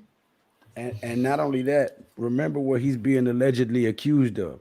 So if that is true, he's not drafting Willis anyway. Exactly. So y'all can get that idea out your mind because he about to lose his job. He about to lose his job. That's right. Big Blue Doja, thank you for being a subscriber. He subscribed to my channel today. I greatly appreciate it. Did he? Yeah. He says, I believe that's a safety net for Dabo and Shane. Might be. He says, Rodney says, what does it matter if he isn't their guy? Drafting Willis won't mean anything. Willis will still have to sit a year. Right. Yes, I do believe Willis will do best sitting a year, man. I'm just gonna be honest with you.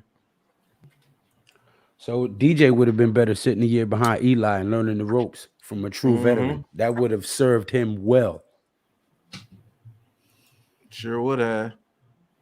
Khalid Freeman, thank you, man. You've been back-to-back streams, man. He says Willis will extend plays that DJ can't do, can be a superstar QB if developed. He got raw talent and arm like Allen and Kyler.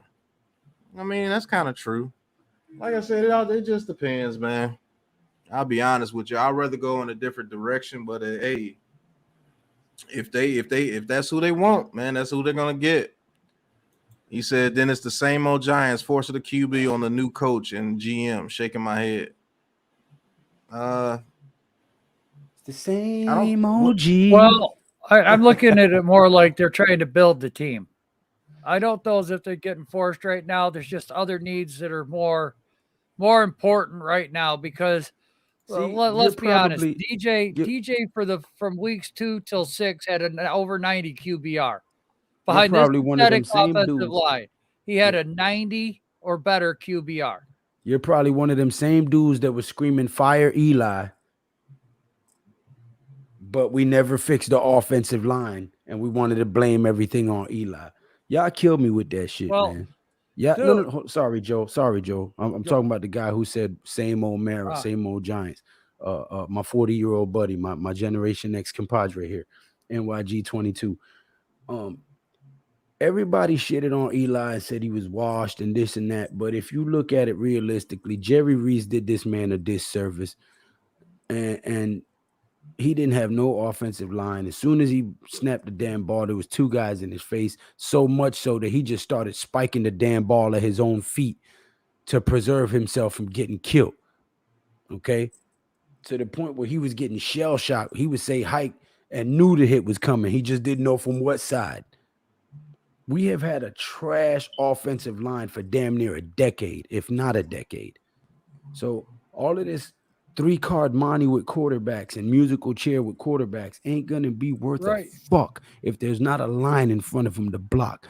What people need to understand is if this man don't have enough time to go into a 3-step drop and survey the field and go through his progressions and look for this freaking check down or the one-on-one coverage, if he don't have time to do that, you can have Tom Brady back there, and it's not going to make a fucking difference. We proved it twice in the Super Bowl against the so-called GOAT. We kept so much pressure on him that he could not win. So it doesn't matter who you have back there. If you don't have an offensive line to block for him, you're done. Stick a fork in him, kid. It's over. Well, so here's what I was just going to say, DJ right now Lou. would just be dumb. Go ahead, Joe. Here's what I was going to say. Yay, we got rid of Gettleman. He never fixed the O-line. Okay, let's draft a quarterback. Right. Yeah, that's what that's what's been coming up. I don't understand it either, Joe. I don't either. Everyone was screaming fire Gettleman because he never fixed the O-line, but now everyone wants to draft a quarterback, and people aren't talking about the O-line anymore. Because if you fix the O-line this year, you develop an identity this year, it helps you pick out the quarterback that fits your identity the best. And there's quarterbacks every year. Just like the quarterbacks move up to the draft. When me and Pat, before this draft talk even started, he's like, I don't think any of these quarterbacks are a first-round talent. And then I told him that wait until the draft, quarterbacks are going to go up the board. All right. Pat got upset at me. Thanks, bro. Thanks. I found out who he was. I'm sorry, Joe. I found out who sent me the 10 on PayPal. Thank you, man. Thank you, Tom. But then Pat thought about it. He's like, damn it, Joel, I hate admitting this, but you're right. He goes, the quarterbacks every year do move up the draft board. Yes, exactly. They get talked about. They get hyped up. You guys are saying that Willis, because these experts now are talking these guys up. I watched Willis. Yeah, he had a bad team at Liberty. He had no offensive line at Liberty. He's running for his life at Liberty. And you're seeing some great throws from this kid, but watch him in a game. Don't watch his highlights. Watch a game. When he went up against Army, that was a bad game for him. A ranked team. It's Ole Miss. Saying amen to? He said Big Blue Doja. Yeah. Who were you saying amen to? You when you were preaching. Mm-hmm. Oh, well, thank you. Hallelujah.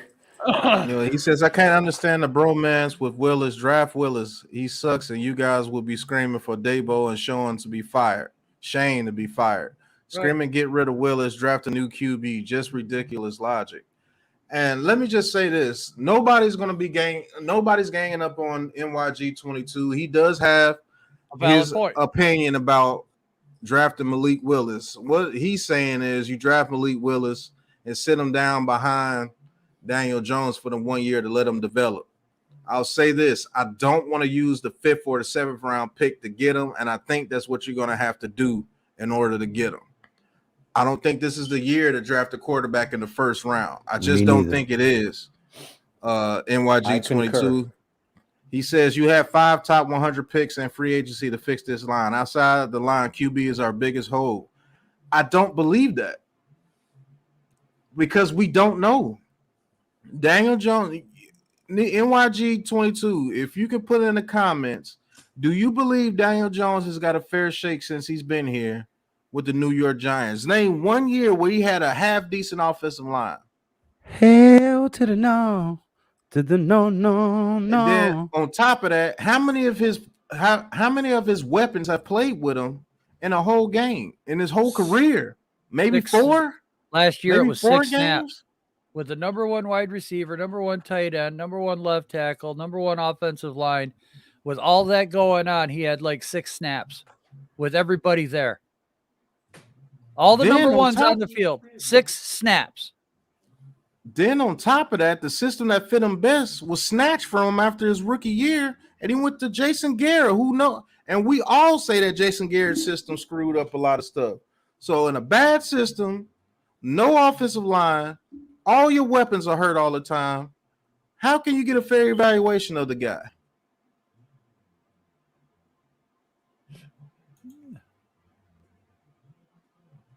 That's what I want to hear. He says, Rodney says, so you think Willis will be the savior for our team? Big Blue Doja says, didn't Willis play poorly when competition got bumped up? Yes, he did. He says, no disrespect, NYG22, but reaching on a QB in this draft is not what the Giants need to do. I'd rather be that pick that you used to get Willis in that 1st round. I'd rather get Linderbaum. I'd rather get Iquanu. I'd rather get Devin Lloyd. I'd rather get Karlaftis. I'd rather get Ojabo. I'd rather get Nakobe Dean. Thibodeau. You see where I'm going with this? I'd rather get Trevor Penning before I grab him with one of those top picks. I'd rather get Charles Cross, Evan Neal. I take Zion Johnson and Alec Lidstrom before I take a damn Malik Willis. He says, I am saying Willis can develop into a superstar QB. You don't get those guys every day. That's what you're saying. But is he a prospect like Herbert when he came out? Or is he a Zach Wilson? Nobody was talking about Zach Wilson. Zach Wilson was getting the same credit Josh Rosen was. I think Josh Rosen got more hype than Zach Wilson did. I mean, based it on the quarterbacks that you seen to come out that's been this, you're saying this like he's a can't miss. Right. Notice what you said. You said develop into a superstar. And you don't get those guys every year. Look at all the Giants fans that wanted Dwayne Haskins over Daniel Jones. Right. Look, I'm not shooting you down. I understand exactly where you're coming from. All right. I get it. But I would much rather right now set this team up for the next guy to have all the success he needs. He has a wide receiver. He has an offensive line. He has a running back. He has a defense. They have a special teams. He comes in and learns the system. If he has to sit 8 games, just like Eli did under Kurt Warner, I am all for it. Hey, but we've got to build this team. There's no foundation. There's shout out to the Winter Olympics. We couldn't even get a half a yard at the goal line. How many times were we at the half-yard line and could not punch it in? Daniel Jones got hurt because the O-line got no push, because guys missed their blocks, because guys didn't stay on their blocks. Or we lost a game because a guy went off sides. Or a stupid freaking penalty. How many times was Daniel Jones pushing the center over during the year because the play clock was down to 4? Get your ass down and hike the ball. Well, we saw what Glennon looks like behind that offensive line. We saw what Fromm, you guys were, after Fromm's first series, when he went and played that prevent defense, a lot of Giants fans were like, we got to see what Fromm is. Look what he did. He had more yards than Glennon. People were hyped up on Fromm. Just like Mike White for the Jets. He was the next savior. They were talking about trading Zach Wilson after one game. I'm not against getting a different quarterback. But I want the guy, if we're going to get a quarterback, I want him to come in to a team ready to win. Built. The foundation is there. I get that people want, a playmaker, a star, a stud. We don't really have that. Oh, well then shit, let me play. Yeah. I got it. Yeah. I got it. Get a couple more of these comments. Khalid Freeman, thank you for tuning in, man. Thank you for being in the past streams, bro. He says, you got to think about it. He had a bad game against Army, but still throws 2 Ds and a rushing TD. That's talent talking about Willis. We're not saying that he's not talented. Right. And that's against Army. That's Army. That's at the low of the top teams. When he played against Ole Miss, what he did. Right. Wet the bed. Willis is dropping out the first round. Why spend a first round pick on a project pick and we have way more glaring issues? True. He says, we got 3 years of evidence. Plus, he's always hurt. You guys think he's going to morph it to Josh Allen with a better O-line? I don't want him to be Josh Allen. I just want him to be the Daniel Jones that we had in his first year. Right. That's what everybody's getting misconstrued. Everybody think I want the Pat Shermer Daniel Jones the next back. Josh Allen. If we could get the Pat Shermer Daniel Jones with the way that he's learned, we could be a pretty damn good team. 30 touchdowns, 10 picks. I'd live with that all freaking day. I live with 25 touchdowns and 10 picks. Right. Shit is better than 10 and 7. That's what we're saying. We're saying he could be a better quarterback. We're not saying that he could be Josh Allen. Just because we say he could be better doesn't mean we're saying that he's going to be an MVP caliber quarterback just because Josh Dabo came over. That's not what we're saying. I say you put an offensive line in front of him and give him a scheme that fits his talents. I'm saying he could go back to like what his rookie years is, minus the fumbles. And how was Josh Allen his first 2 years? What was Josh Allen his first 2 years? Right. Trash. People won't saying that he was trash his first 2 years. He says, who says anything about Josh Allen? DJ isn't Josh Allen. He could be a better version of himself with better coaching and better play calling. That's all I've been saying. That's it. Zach Wilson's pro day helped him get that boost. True. He says, I say take him at 7, not 5. Take the tackle first. If he's not there at 7, then oh well. I can't waste the number 7 pick on Malik Willis when we have way more glaring issues than Malik Willis. I put it like this. That dude's going to come in the league and be a bust. Now, I'm not going to take it that far. He might get it with a team that could build a system around him. He could turn out to be great. Right. But if you're thinking that he's going to come in and be like Michael Vick or somebody, you're sadly mistaken. Well, hey, you know Michael Vick was different, bro. What if DJ puts up 35 touchdowns next year? You know, everyone's talking about the bad end of the spectrum. How are you guys going to feel if he does put up 35 touchdowns next year and almost 4,000 yards? Not very bright. There's still going to be some people that's going to say, well, he only did it 1 year. Right. Okay.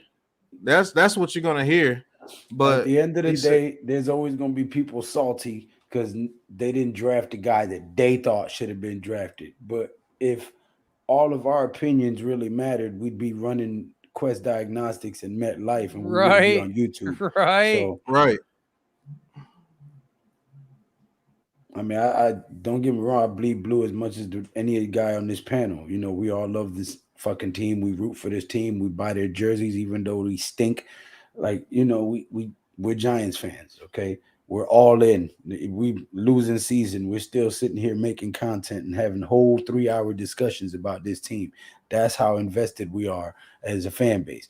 So, you know, it sucks to be going through this again, having these discussions again about a rebuild and draft and new coaches. And I mean, I just want to see 10, 11 wins in one season and a potential playoff run. That will give me such elation that I will make 2 videos a day for y'all. I'll be pumping out 14 damn videos a week if we can do that. I mean, Dak Prescott got hurt this year. Jalen Hurts got hurt this year. You said whack Prescott? Yeah. Well, you know, how do we know the neck thing is even true? Maybe he just got pulled for the season. They gave him an injury because that O-line was just so trash. They weren't going to go out and get him killed. By no stretch of the word am I saying that Daniel Jones is the next Tom Brady or I'm not saying no shit like that neither. All I'm saying is, can we put a freaking line in front of him and see if he can be that guy? Right. If he can be our franchise quarterback. We haven't been able to see that yet because the kid's been under pressure while he's still in the damn huddle. He's damn near getting blitzed. That's how bad our O-line is. People forget this fact, too, about Malik Willis. He was at Auburn before he went to Liberty. And he couldn't make the cut at Auburn. That's why he had to transfer to Liberty. Think about that as well. And Auburn's quarterback is not that good. But that coach over there at Auburn was like, nah, I don't want him as my starting quarterback. Right. Now, that's not a knock on Malik Willis at all. But that's something that you would want to investigate if you're going to draft a kid. Why did he have to leave Auburn? Why he couldn't win the Auburn job? Because you got to think a lot of his stats comes against those lower rated teams. A lot of those stats come against those lower rated teams. That's why I say when you evaluate these guys, don't look at highlights. Look at actual game film. It's on YouTube. That's how I study a lot of this. Look at film. Look at tendencies. Look at footwork. And if we fix the O-line and we get a dog at edge rusher, right? Oof. And Daniel Jones turns out to be a bust, but our O-line gave him protection and we were able to see that he's not that guy, then by all fucking means, move on from him. And next season, use your first round pick and go get your guy. Right. But this is why I say you don't get a Malik Willis with the 7th pick overall. In my opinion, you trade that 7th pick overall to like 10 or 12 maybe overall, and you get a first round pick for next season and some draft capital for this season. So in the event that we fix the offensive line and Daniel Jones flops, now we have 2 first-round picks in the upcoming draft where if there's a quarterback that we really want, we can maneuver and make some moves and get that guy. But first, you have to fix the O-line so you can see what you got in DJ.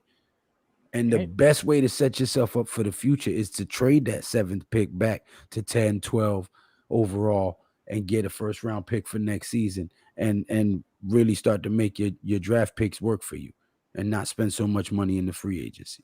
That's just my take.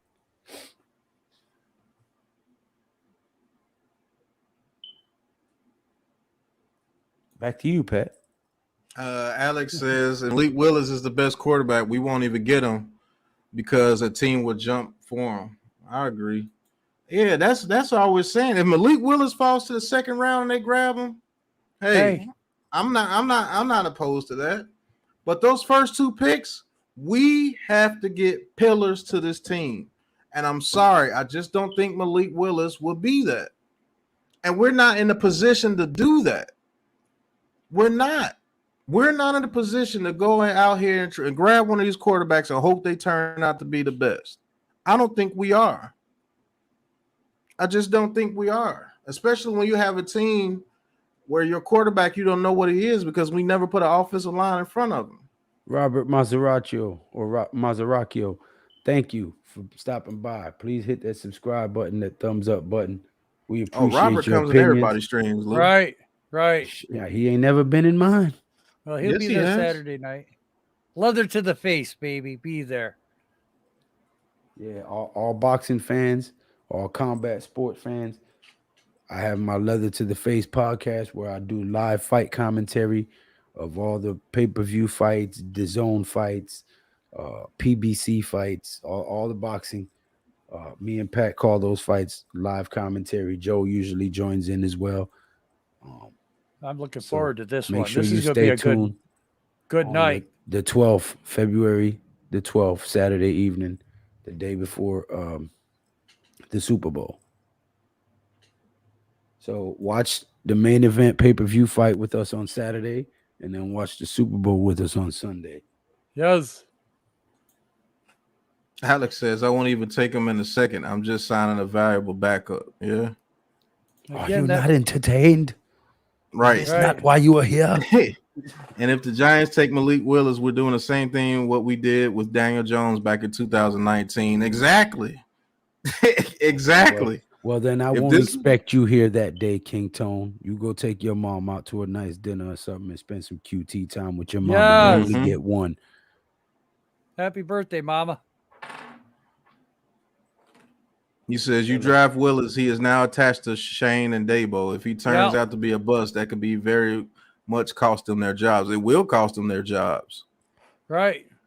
Again, if the allegations are true, Mara ain't drafting Willis anyway. Oh, NYG, great. You know, we love to sit here and talk points and discuss and not let it get personal. You brought some really valid points. I see a lot of what you were saying and definitely appreciate you being here, and hopefully you're here. Oh, damn, I'm sorry, in future episodes, man. We both have that. Sorry to hear that. We have that in common then, Tone. Oh, mine's past 30 years last week. Last week was 30 years she's been dead. So February 2nd was my mother's for birthday. A little over 5 years now. My mom's been gone for 10. Yeah, February 25th, 1992, we buried my mother. My mother was born on Groundhog's Day. February 2nd was her birthday. January 25th, 1990. That was tough on me. You said, shout out to New York Giants. Yeah, New York Giants fan. 85. Thank you for tuning in, man. This is my first time seeing you. Don't forget to hit that like and subscribe button for all these guys on the panel. Gnation Inside Sports, Classified 3F with Joe. And you're already here with Big Pat Sports Talk. So hit that like and subscribe button for us. He says, what do y'all think about Stingley Jr. as replacement for Bradbury? He's in play. It's in play, but I wouldn't take him with the 5 or 7 pick either. And he's going in the first round, so he's not going to fall to the second round. I would like to see in the first round. I personally would like to see what Aaron Robinson could do with that spot.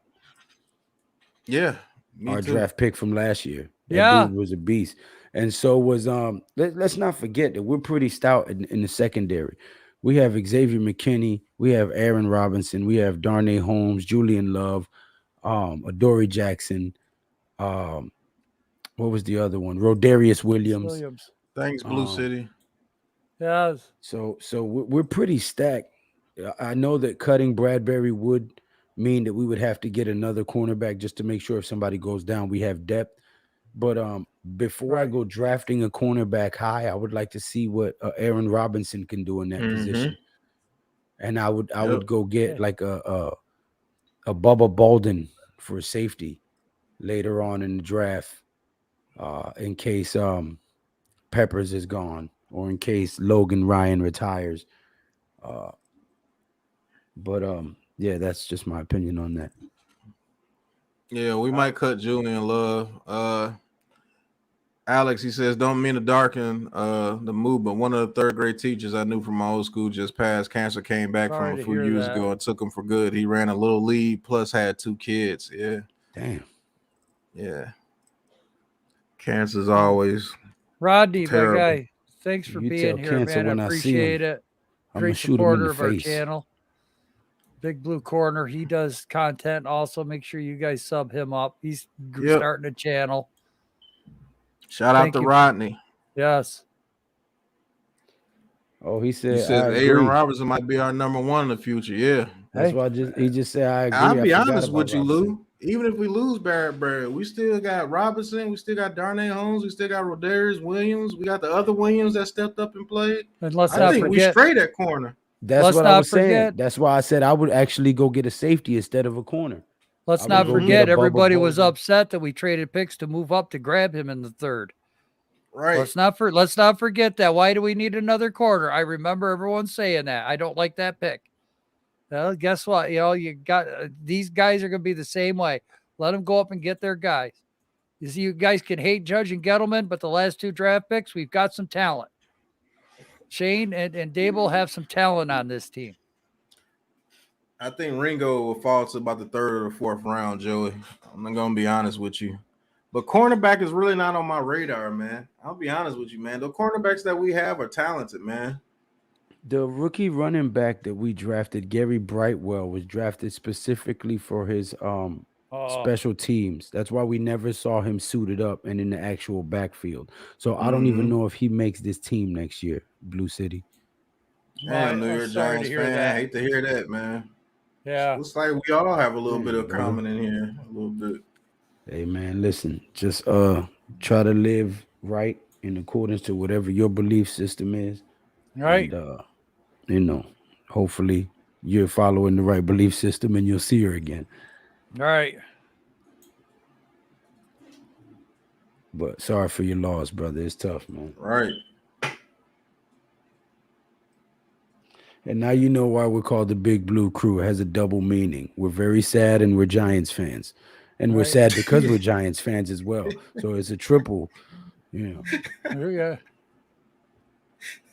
Just trying to, light the mood a little bit. Yeah. I can lighten the mood. No, thank you, Joe. Okay. God damn it. Hey, Lou. There's kids here. Hey, Lou. Right. I got your nose. Oh, you dirty motherfucker. This dirty motherfucker here.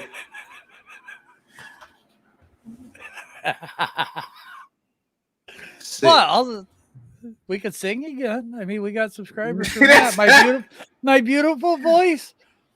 I cheer up people's day with my singing. See, it's proven now. It's proven. He said 2022 equals 13 years since Super Bowl 42. Oh, Aquarius Leviathan prophecy. Thank you for being here. Yeah, he came in the other day. Thank you, Aquarius. Yes. Yep, 13 years since our last Super Bowl. And Lou, with all his knowledge, can explain to everybody what a Leviathan is. Damn, Taj. I didn't know that either. It is in the Bible. Leviathan is in the Bible, but it's also from ancient mythology. Leviathan was like a sea titan. Yep. It's like the Kraken. It was another name for the Kraken. The Kraken was Roman, and Leviathan was Greek and Eastern Eurasian. Right. But when I found out it was in the Bible, I had to go talk to people. I'm like, huh? And a lot of people I asked that question to, they're like, wow, I've read the Bible. I don't remember that. They had to go back and study it. What Smith is he talking about? Probably, what's his name? Ellison Smith. Oh, he's talking about Ellison Smith. Oh, Ellison Smith. I think he's going to shock a lot of people. If he puts on some weight this season, he can be an O.C. Umenyiora type defensive end for us. Look, he definitely has a way to play multiple roles for us. I hope that guy pans out, to be honest with you, because I think he is talented. Hey, we're 10 away from 1,000. 990. All right. He hit you with a triple entendre, a triple meaning in that name too. He's got Aquarius, which was the the end of an age. Yep. The Leviathan, and then he hit you with the prophecy. Yep. Hey, we get the guys with the coolest names to come here, man. Yeah, we do. We get the well-read and educated people. I'm 2 away from 70. Thank you, whoever was 268. I appreciate it, man. I do appreciate it. I never in my life thought I'd be sitting on YouTube doing this stuff and people want to hear from my old dirty mouth. The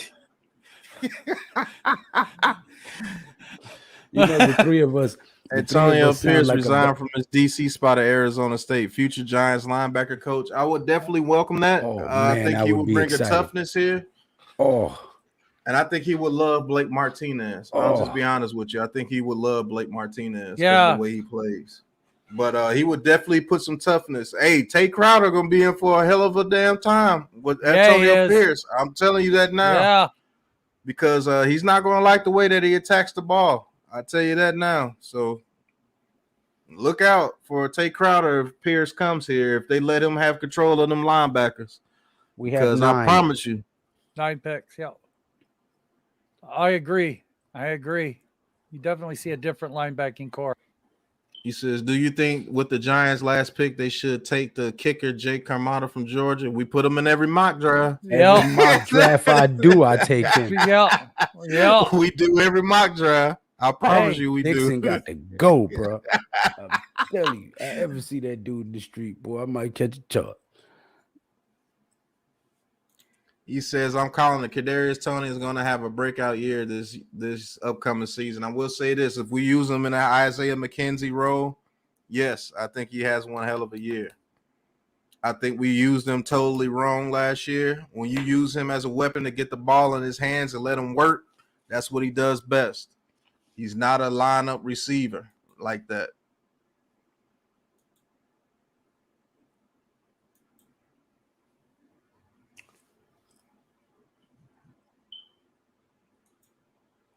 He says, I think Jalen Smith and Blake Martinez would do damage together. Jalen Smith, man, he has to play that run better. I know you was getting ready to say something, Lou. Go ahead. No, I was reading the statements, the comments. Jalen Smith gets taken out in the wash too easy. Yeah, he gets washed very easily, man.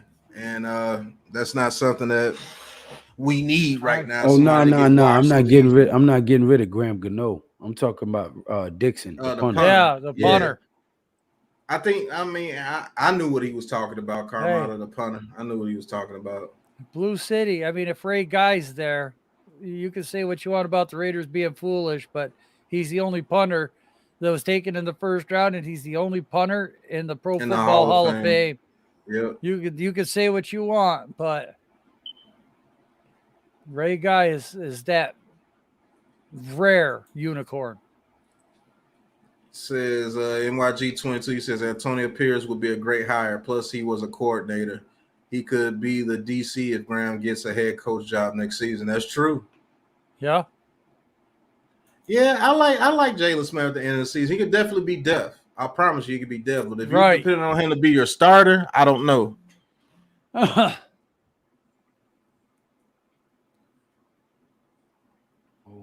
Man, thank you guys so much, man, for tuning in. This East-West Shrine game with us tonight, man.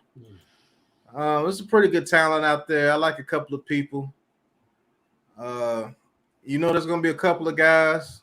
Malik Willis, that's going to be hyped up this offseason.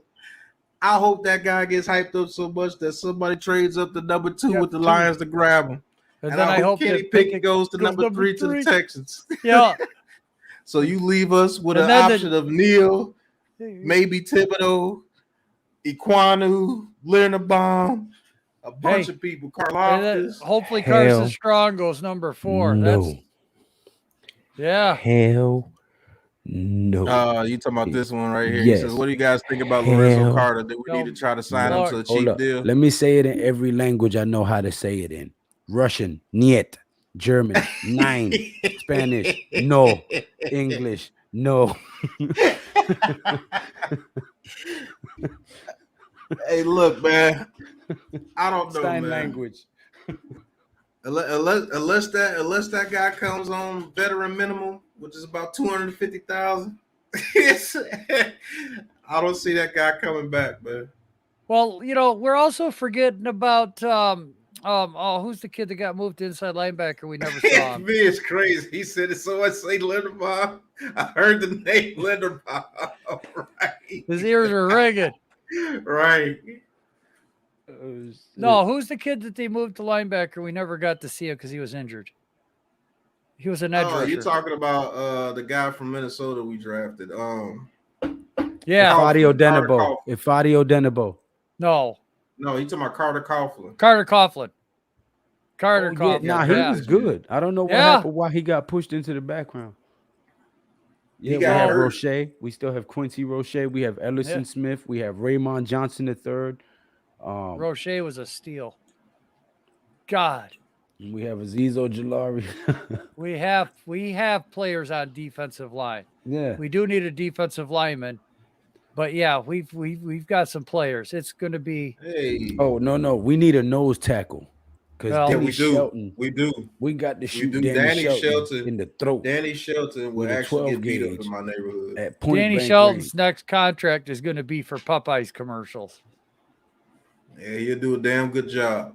Right. Hey, shout out to J55. Thank you for tuning in, bro. Don't forget to hit that like and subscribe button for us. I think this is the first time I've seen you. If I'm wrong, I do apologize. He said Christian Harris is going to be available in the second round. I hope so. I would love him at pick 36. Yes, I would love him at pick 36. Him and Blake Martinez, Antonio Pierce will have a damn good time coaching those two guys. I'll tell you that. McKinney dropped to us in the second. Ojulari dropped to us in the second. We picked up, what's his name, in the third. We had to trade up a little bit, but he was a first, second rounder and fell to the third. There's going to be guys that drop. And at least we got some ammo. We can go up and grab these guys if we have to, if they start dropping. Blue City, I promise you, you will never hear the tirade that would come out if that was true. If what you said is true, you will see the first ever rant video from me. Because if we live during that shit, no. He says if we take Malik Willis with the fifth overall pick. The first pick in the 2022 NFL draft. Man. The New York Giants select Malik Willis. G-Nation is going to be cursing big time. There's going to be another old fart up above him right now that'll be cursing too. Right. You said Jordan Davis in the second round if possible. He's not dropping out the top 15, I believe, King Tone. Definitely not out the first round. He says Danny Shelton's nickname should be IHOP, like Lou says, because he's always getting pancaked. Well, no, Danny's name was turned to Denny's. IHOP was Nate Solder. Waffle House was Will Hernandez. And Danny Shelton was Denny's. Yeah, they all got pancaked a lot. Right. If they do restructure a contract to save money, I think it's going to be Blake Martinez. One of the few. I hope they don't release him, but he is a candidate because you save almost $9 million if you do cut him. But I just believe that he fits the bill of the middle linebackers that they usually like, coming from where that Bills defense was. Right. So if there is a guy to get restructured and get pushed back a little bit, I believe it'll be Blake Martinez for sure. Oh, you guys just now hearing that? I've been saying that shit all season. They're just now hearing the Denny's. New fans, my guy. New fans. Yep. We're getting popular. Oh, shit. He said, ain't Matt Milano similar to Blake Martinez? I believe it's the same dude. It's the same dude. They look exactly like each other. The same exact dude. Hey, Blue City, Rodney, I've heard rumors that the Eagles are looking to get Deshaun Watson. Yeah, I've heard that too. I've heard rumors. They're talking. Doug Peterson is being hired as the next head coach of the Jacksonville Jaguars, per Adam Schefter.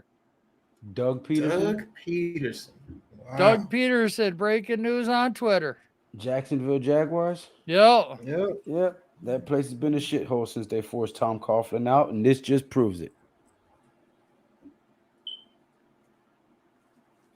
Because Doug Peterson wasn't shit without Frank Wright and Chip Kelly. Because that's really whose team he won with. That was the team Chip Kelly put together, and that was Frank Wright's offense. Dude, I feel sorry for Goldilocks. Mm-hmm. Trevor Miz, I think that would be a big mistake too, Miz. I'm not gonna lie to you. He says, Alex says, Watson won't waive his no trade clause for them. I think he might. I don't know. He says, watch the damn Eagles get Willis. Yeah, remember that? I hope they do. Oh, who was that damn linebacker that got hurt after 2 or 3 games, tore his ACL? Then we cut him. Everyone got mad. Yeah, Ryan Connolly. Right. Yeah, he couldn't even make the team. So if they cut him, guys, there's a reason. I know he was a fan favorite, but he couldn't even make the second string team to get out on the field after the starter got hurt. Conley was never on the field. Mac the Giants fan says Jacksonville is where coaches go to die. Hey, true. Urban Meyer. Shit. Nah, Martinez ain't old. He's only 27. Right. Yeah.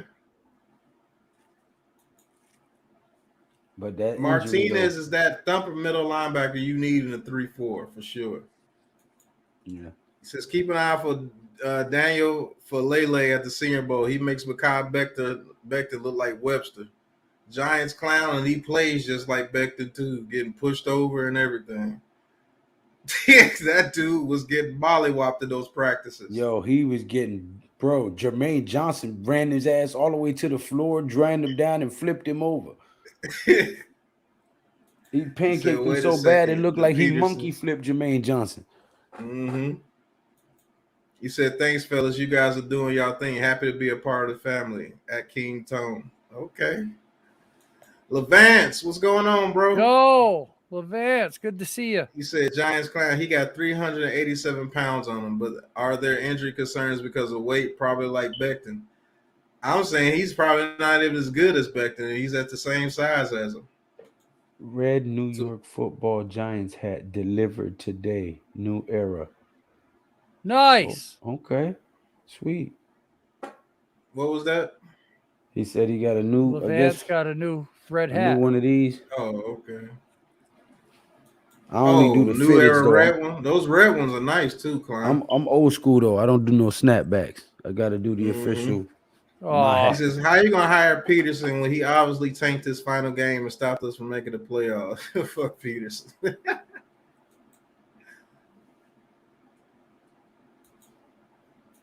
He says, "Hey guys, smoke something from Auburn. He is gonna be a steal. Smoke Monday. Hey, we get Smoke Monday. You heard it here first from Big Pat Sports Talk. Smoke Monday. I'm telling you, I've been on that guy the whole time, man. Safety. Pat has been on this guy for a long time. He could not believe they had him ranked like 229th. He's going to be moving up the boards. I'm telling you, from Urban to Doug. I would have named him Smoke every day, but He says, I won't lie, I wish we could have Jordan Davis, but it's not in the cards right now. You never know, because at 7, let's say they do some offensive line in free agency and they get that first pick at Kwanu. Would y'all hate Jordan Davis at 7? Y'all let me know at the chat. He says, Black New York Football Giants hat just ordered another new era hat. Yep. Says, don't we play the Jags this year? I think we do. Smoke Monday, man. I haven't even looked at the schedule. He says Leftwich wanted no part of Jacksonville, and I don't think Trevor Lawrence's story would end well. No. I don't think it would end well either, man.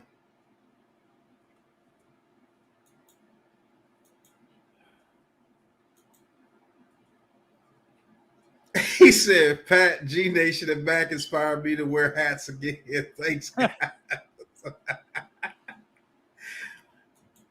He said, hell no at 7, the defensive tackle from Georgia. Freaking headset. Yeah, I got one answer. He says, I wouldn't like it that high to be heard. That's just me. I trade down a bit for him. I want them old linemen. I love Jordan, but just like Linderbaum, only after a trade down. No, I'm taking Linderbaum at 7 if he's there. There you go. Great. That's a great one, NYG22. He says, right at Luke, call him Smoke Monday through Sunday. I fucks with you. He says we play the Jags, Lions, Bears at our house in the Texas. Oh my! Yep. He said we play the Jags, Lions, and Bears. Oh my! Right. But yeah, that we do have a pretty weak schedule coming up this year. But you never know with the draft and free agency, some of those teams could turn into strong teams.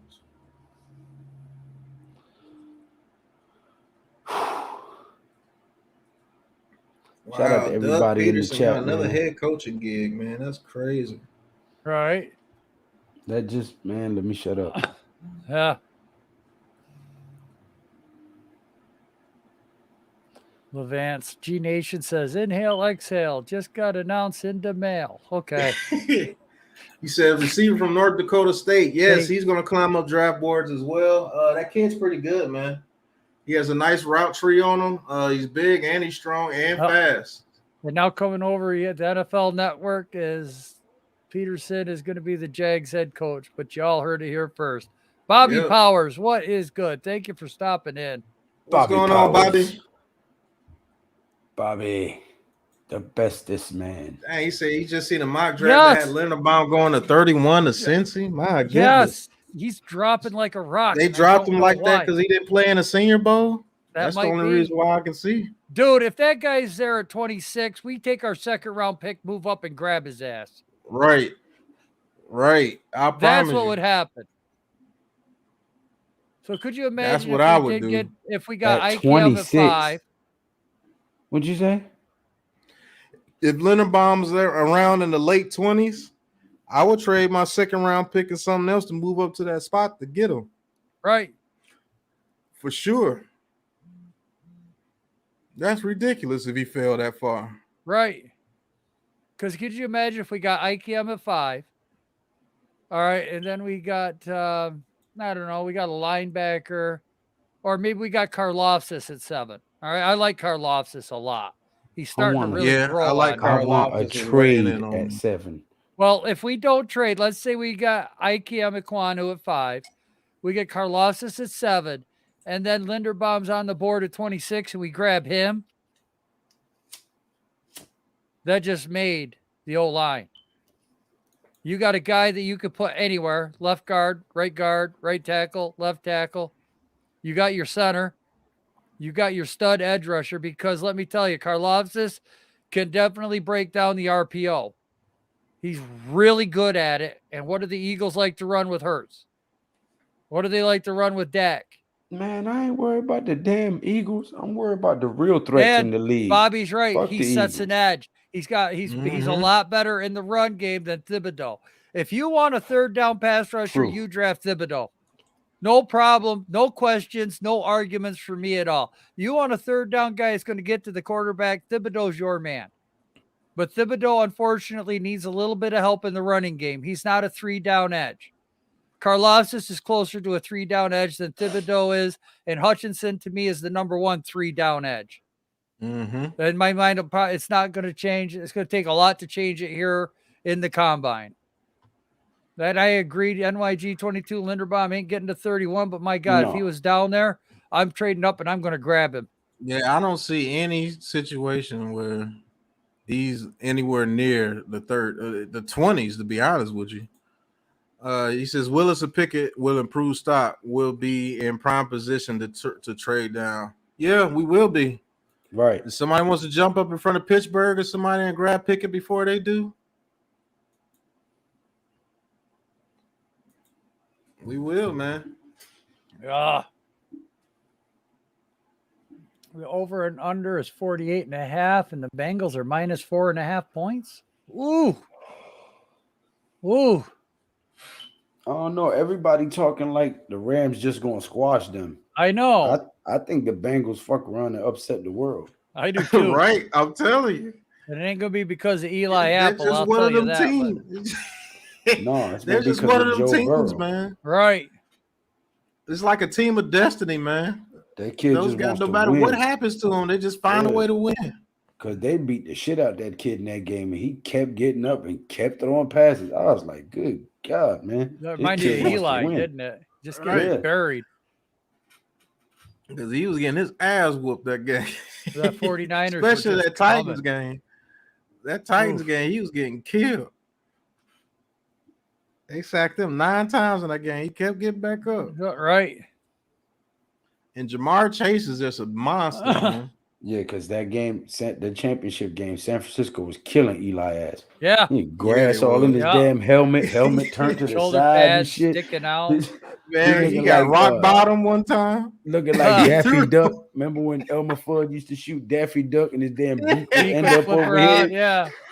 At one time, Eli Manning got up. He looked like he can't put his finger in the air because he didn't know what the hell was going on. Wabbit season, duck season, wabbit season. Hey, that's exactly what they were saying when they was hitting them too. Wabbit season, right? Duck season. 10 off on Eli ass, and this silly ass kept getting right back up. They killing their ass, boy. Right. The teams I think we can trade with J55, Pittsburgh, New Orleans, the Vikings, if they want to go up and get a quarterback. The Washington football team, I know they're part of NFC East, but they can be traded with. If the Raiders get rid of Derek Carr, the Raiders, you can see them. And maybe a couple of surprise teams you don't know. Who knows? Right. He said Jamari Slayer took Hutchinson lunch money in the playoffs. We got to keep him on the radar. First of all, that whole game plan against the Michigan Wolverines, the Georgia Bulldogs got the ball out very quickly. It was a lot of screens and everything. Aiden Hutchinson, they took him out the game basically, and their DBs couldn't form the task of stopping Georgia, because if the DBs would have played, you would have seen Aiden Hutchinson a whole lot more in that backfield. But their DBs were giving up the goods too fast, man. He said, Willis ain't there at 7. Take the best edge available. Jermaine Johnson or Ajabo, not on the Linderbaum train. Man, we disagree on a lot of things, NYG. First, I'm not taking Willis. I believe Jermaine Johnson is a low first or second round pick. Right. And I wouldn't mind Ajabo, but I'm taking Linderbaum over all those guys. I'm sorry. Just because our O-line is so bad. Yeah. Not because he's so great, but because our O-line is so bad. And Nick Gates ain't coming back. As much as we would love him to, he's had too many surgeries. There's too much weight on that leg, and he's going to be clashing his 300-pound body against another 300-pound body. His leg ain't going to hold up. That was his last season in the NFL, unfortunately.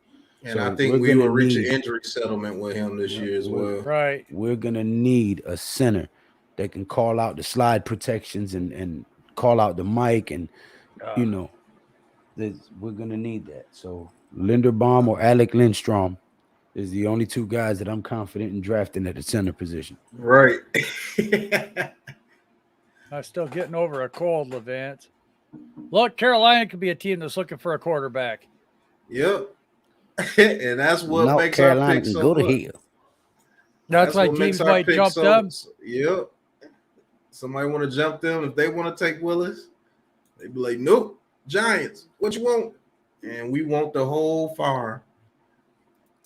You're asking if Ikem Ekwonu and Evan Neal are gone by the time we get to our 5th overall pick. Is that what you're saying? Yeah, if that's so, that means somebody like Hutchinson might be there. Right. Who knows? Right. He said Panthers got Darnold his 5th-year option. Yeah, they sure do. Sign a good backup center. That way Linderbaum can learn, and we don't have to have Billy Fisher-Price tier backup if Linderbaum Oh, my God. Fisher-Price. Good. I like that nickname. Billy Price. Good Lord. Sure as hell wasn't 290-pound center versus a 330-pound nose tackle. No thanks. You can always find centers. Look at his film. Hey. Look at his film. There's video of Linderbaum destroying Tristan Wirfs in wrestling. Right. He destroyed Tristan Wirfs in a wrestling match on a mat with headgear, tights, in a wrestling competition. He knows how to get leverage. That's the key to the center position. He's short, 6'2", 6'3", but Daniel Jones can see over his head. And so when you got a guy, and not only that, he's athletic. Defensive lineman. He can pull. He's got speed enough. He kept up with some running backs. There's one play, he's 30 yards downfield just trucking people for the running back. There's a little bit more to it than just his weight. He knows how to adjust with that leverage. He says, don't need a center at 7. You can get them later on. We got to trust these new coaches to develop talent, fellas. You guys want every pick to be ready-made pro. I get it, though. Get them a shot. I've never said have everybody come in to be ready, pro ready, because I'm the one that's saying that most rookies have to develop over a year. I'm saying this because our offensive line is so bad that they will actually be better at rookie than what we had there right now. Exactly. But I do know that all these guys, I don't care if you draft a number 1 overall, it's not too many guys that come in the league and just tear it up. Yeah. Yeah. I know that.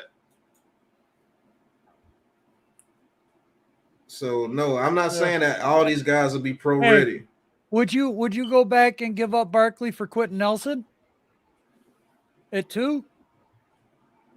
What if Linderbaum's Quentin Nelson at center? Right.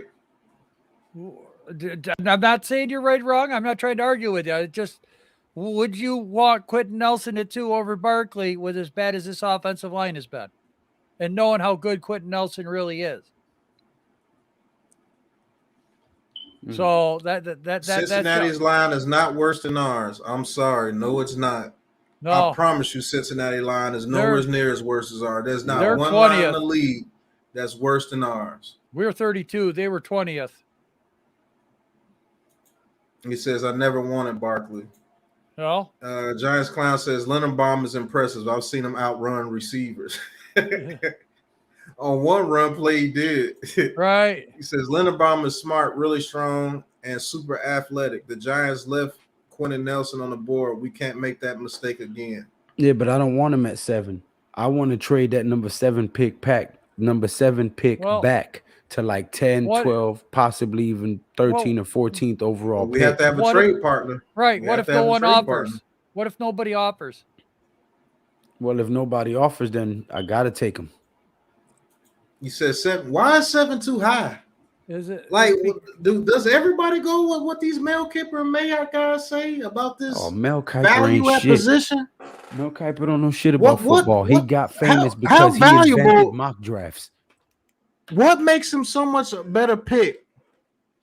What makes him so much a better pick at 13 or 14 than at 7 for us? What makes him so much of a better pick? And he says Burrow got sacked 9 times versus the Titans. Come on, Pac. That was one game. Right. If you watch the New York Giants football for the whole season, there's no way you can say any line was worse than ours. Do you think Joe Burrow is you switch O-lines, put that New York Giants offensive line with the Bengals, or let the Bengals offensive line come to us? Do you think the Bengals are in the Super Bowl with our offensive line? Hell with Andrew Thomas, Ben Bredesen, or Matt Skura, Billy Price, Hernandez, and Soda? Positional value, it's not there anymore. It's need. What does your team need? You need a center for the next 12 years. How important was Jeff Saturday to Peyton Manning? Right. He says, shaking my head, y'all saying the pick is too high for a need. Y'all want luxury. Yeah, like, I don't understand. So you mean to tell me that if that safety, no, let's say this. If Derek Stingley's at 7 and Linderbaum's at 7, you mean to tell me that you would take Derek Stingley over Linderbaum because he has a higher positional need? He has more value at his position that he plays? Shout out to whoever just subscribed. Now nice. 660 subscribers. Nice. I'm like 3 away or 2 away from 340 Big Blue away. Doja said our line had 4 trash cans. Right. Facts. And 1 trash man. He said, G-Nation, he says, G-Nation, we can't be cute in this draft. We mess around and lose Linderbaum. We should take him where we at. True. Right. He said positional value is real. A center is a cerebral position / helper. He's the quarterback of the offensive line. I'm the one saying to get him. Right. No, he's saying about what you said. I would trade back. Say if you trade back to 12, but somebody at 10 takes him. Well, then you take Alec Lindstrom, but you still got draft capital to fix the rest of the life. At number 12. No, not at 12, but I'm saying then you get Alec Lindstrom if you don't have Linderbaum. Listen, but you still have draft capital to fill other areas. You get that center, another guard, another tackle. You get an edge rusher. You get a first-round pick for the upcoming draft. Like We have to think in terms of fixing this team. We can't just think of, oh, I want another Odell Beckham, or oh, I want another star cornerback. No, we need some guys that are fat, smart, and strong and mobile. That's what we need. But when you're looking at the best I'm not player, going to dress it up pretty. I need a big, fat, 350 sweaty go-getter that's going to go in there and bury his helmet in another dude's chest. That's what the hell we need. But so the Cardinals, the hell with Giants, all the frills and fancy one-hand catch guys and all that shit. Fuck them. I need Giants some big fat guys to block. Giants Clown is saying, isn't it a Cardinal sin to draft for need? That's drafting 101. You are absolutely correct, but you're talking about the number one guy in his position. Right. You're not talking about the guy that's like ranked 5th, 6th, 7th in his position. You're talking about the number one guy in his position. And if he is supposed to go at 12 or 14 and we take him at 7, is that the only reason why you wouldn't take this guy? Because the center has to know the snap count. The center has to know the play. If the quarterback changes, he has to change the play at the line of scrimmage. Okay? So he has to accept that play's been changed, has to call out the blocking scheme. Right. He has to read the defense so he can tell the protection which way to slide. Right. And then now let's not forget that the defenses are changing. They might show a single high safety look, roll into a double coverage, a 2 high. What if they go into a Tampa 2 defense? What if they go into a nickel defense from their original coverage? So let's say the quarterback changes the play, and all of a sudden they set a man in motion, and that tells the quarterback what the defense is. Well, that also tells the center what the defense is. So he could call out the changes real quick with keywords, and then snap the ball, and then they can pick up the twist, the stunt, the blitz. There's a lot to being a center. He is your general. He's the one that helps the quarterback the most because the quarterback doesn't have to go up to the line like we always see Daniel Jones doing to call out the blocking scheme. He knows what he's doing. So it is a position of need. There's more value into it than people think, just like the tight end position. That's why we brought up the tight end earlier, because it is an important position for the quarterback. The center's just as important as the tight end. Plenty of women have gotten wedding rings for having a tight end. He says Jones ain't never been sacked nowhere near that close. Actually, the line looked worse because a QB play was worse. Glennon and Fromm and Jones made the line look way worse than it was. I'm sorry, man, but that offensive line made those quarterbacks look way worse than they were. We had an old lineman that had a 6 in PFF right, for a game. 6.5. Not 60. 6. Out of the 5 offensive linemen, 4 of them have had a grade of 6.5 or worse. 4 of them. And 3 of them this was for the worst year offensive line in the league by far. Had below 35. 3 of them for the year had a below 35 grade on PFF. Yep. We were ranked 32nd for a reason, NYG. I promise you. He says center is very important. I understand you can get O-line anywhere, but if we don't do shit in free agency, Lindenbaum needs to be the pick high immediately, right? Right. Oh, my goodness. He says, let's not forget about Lemieux. He could play fair guard and center. What y'all think? He's coming off a patella tendon, man. And he wasn't doing that hot at guard. So what makes – I don't know. I don't trust Lemieux at center. I promise you I don't. Eric Johnson, what's going on, buddy? Yeah. He says, stop the stupid stuff. Take the kid from Iowa. Alex says, Shane Lemieux. He says, no, Shane Lemieux best scenario is a backup in good depth. Gotcha. Right. He says, we don't need to draft 3 first-round O-line. Remember, we got to pay those guys if they perform all around the same time. You got Thomas, then if you draft 2 this year, now you become the Dallas Cowboys. Oh, he said, got you. Yeah. So Giants fan forever. You the one that just subscribed. I appreciate that. Yep. Was anybody complaining when Dallas kept taking offensive linemen back to back to back to back? No, only we do, because we want the flashy guys with blonde hair that get in the front of the podium and talk shit about the quarterback and the offensive scheme and how we got out coached and how we want to move somewhere else with rappers who are on Molly and shit. That's the guys we want to draft, the big flashy guys They come here and don't do shit. Go on boat trips and cost us playoff games. You do know they've held that offensive line together for about 8-9 years now. They're just now getting ready to start lose people. They had all pros on that offensive line for like 6 to 7 straight years. This is the very reason that I've been saying that Dak Prescott is a backup quarterback, because he's been playing behind one of the best offensive lines in football for his entire career and hasn't won nothing. So Giants Clown says, we expect the rookie center to do all those things eventually. Yeah. Well, here's the thing. We're not just see what you guys is thinking is that we're saying that just because we draft Linderbaum, he's going to come on and be the best center in the league immediately. That's not how we think.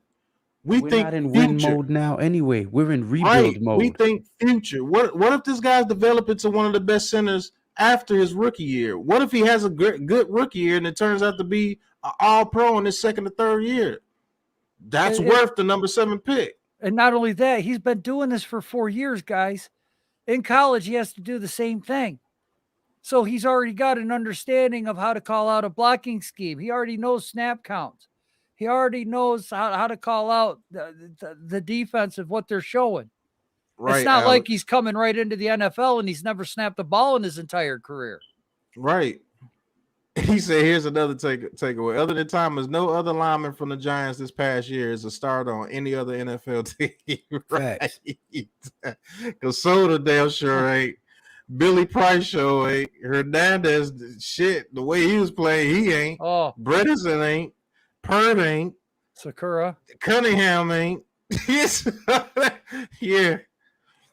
Isaiah Wilson ain't. Skura ain't. Yeah. Isaiah Wilson couldn't even get off the practice squad. Says by the time you got to pay the Leonard Williams / Kenny Galladay / Dory Jackson will be long gone. True. Yep. Jake Fromm passed for 25 versus the Eagles. We need. Yeah, what do you have? Thank you. From what did Glennon have? -10 passing yards? -16. 10. It was -16. Oh, whatever. It sucks. He says go Linderbaum and defense round 1, get a right tackle round 2. I wouldn't be mad at that. Me either. He says I wanted Mike Evans over Odell. I kind of did too that year. I'm not gonna lie to you. I did too. But Odell turned out to be very good for us. It just he let the fame get to his head, man. Well, but he's in the Super Bowl now, so hopefully he can get a ring. He says, no, thank you guys. No, thank you guys. Realest guys on YouTube, man. Thank you, man. Yeah. I appreciate those comments, man. I do this too. Is what we do it for, man.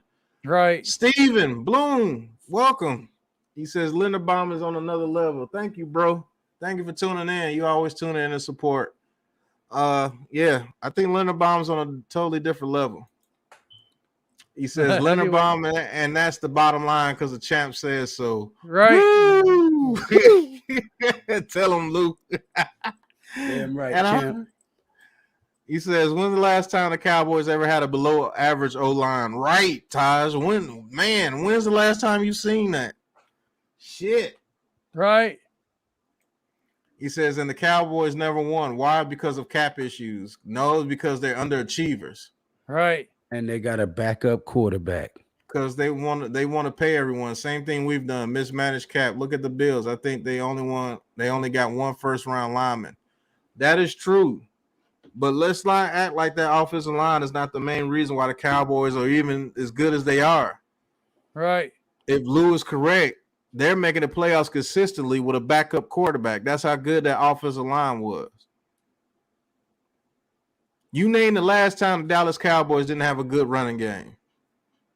I could go all the way back to Marion Barber and Jones. Then they went to DeMarco Murray. Yep. Then they went to Zeke. You name the last time they've had a bad O-line and a bad running game in Dallas. No. Before Jones, they was McFadden. Then Jones. Yeah, it was McFadden and Jones and Marion Barber. They all came around the same time. Yeah. And we know where McFadden wound up. Yeah. But they made McFadden look like a top running back because that offensive line was so good. He says when Quincy Carter was QB. Yep, back in that was the last year. Bill Parcells, I believe. Yeah, because that's when everyone in Dallas was like, start Romo, and Parcells was saying, I'm not putting a kid out there to get him killed. Right. And then he was gone after that. And then Romo took over, and Romo couldn't do it. Dak can't do it. He says Linderbaum going to be a better center than Willis is going to be QB. That's definitely possible. Hell, as bad as this team is, as bad as the New York Giants are, we have 10 playoff wins. The Cowboys have 3. 3 playoff wins since 2000. We have 10. And we sucked the last 10 years. Right. So if we've sucked for the last 10, what have they been doing for the last 27? Right. Right. They were sucking, fingering, licking, kissing, munching, nibbling. Dirty bastards. They suck, man. He says, hey, look at Creed Humphrey. I wanted him, and scouts say he 10 times better than him. And Creed is a top center at a rookie. Right. Right.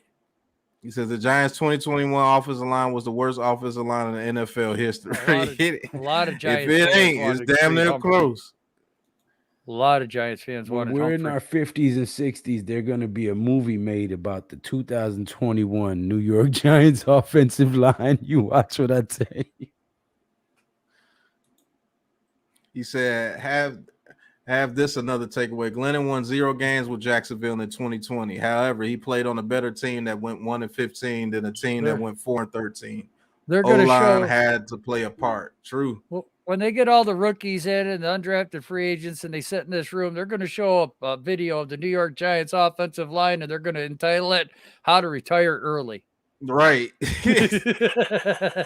I still think Neil will go with number 1. That's my prediction. Yeah, it can very well happen. But if Neil doesn't perform at the combine, look for Hutchinson to be number 1. Underwear Olympics. He says, if Giants take Linderbaum at 7, I will turn this mother out. Okay. Well, okay, Giants clown. Then who would you rather take at 7? If he say Malik, I said it Willis, last week. I'm this leaving. tackle class is falling apart at the Senior Bowl. That 5th pick is going to be interesting if 2 tackles take. If he says taking top 4, Malik Willis, I'm hopping off the street. Right. Right now, I'm shutting it down. He says if Giants take Linderbaum at 7, I'll be betting on playoffs for us. I don't want to take it that far, man. But I will say soon, though.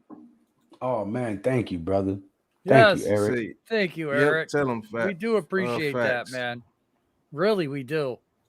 You guys subbing up to us, coming here, hanging out with us while we're talking all of this. Thank during you, bro. this bad times. Guys, I'm not going to lie. I can't wait till we start winning again. And we're all in here hooting and hollering and cheering, and the vibes are just positive, and we don't have to what if anymore. You know, we have a direction, we have a team, we have a winning attitude again. We're looking like a team that's supposed to be in the NFL. You know, we know who our players are. I can't wait for the chat and some of the streams we're going to be able to get into with you guys. I can't. New York Giants 22. I know you said you were 40 years old earlier. What do you think won us those Super Bowls? Joe Morris, Otis Anderson.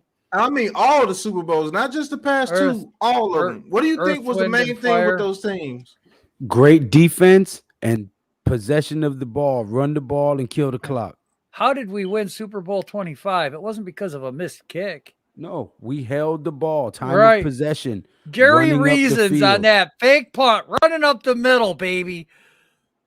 That was how we controlled the Giants history as well as we do, NYG. What were we when we won those Super Bowls? When we throwing the ball all over the yard, those Super Bowls? Think about it. Right, King. Chris Bucco, he says Mark Sanchez has more playoff wins than the Cowboys in the past 25 years. He does. He does. Mark freaking for Sanchez, man. Oh my God. That is bad. He said, I would draft Linderbaum at 7 because centers matter. Look what Travis Frederick did with Romo and Dak. Yeah. Right. Man, that offensive line had Smith, Frederick, Collins, man, they had so many people on the offense. They had like all pros almost at every position. And look, we're not two offensive linemen, but right now we are. Okay, look, if Aiden Hutchinson falls to 5, you think I'm not going to be screaming for us to draft that freaking guy at 5? I'm going to be screaming, draft that man. Screw everybody else. And then if we can go down and get Ekwonu, great. If he's gone, Linderbaum. Okay, maybe Cross. I don't know. We're gonna have to wait till the combine falls. But I would be perfectly fine with a defensive edge rusher and a lineman in the first, tight end in the second, and then trust Shade and Daboll and this staff because they have the ability with Buffalo. We've seen it. They can go into the late rounds and find prospects that are good. Me and Pat watched the Senior Bowl practice. Look, there's a couple of guys that are big hog molly guys. Oh, I'm sorry, big oinkers, because we don't say hog mollies no more because Gettleman's gone, thank God.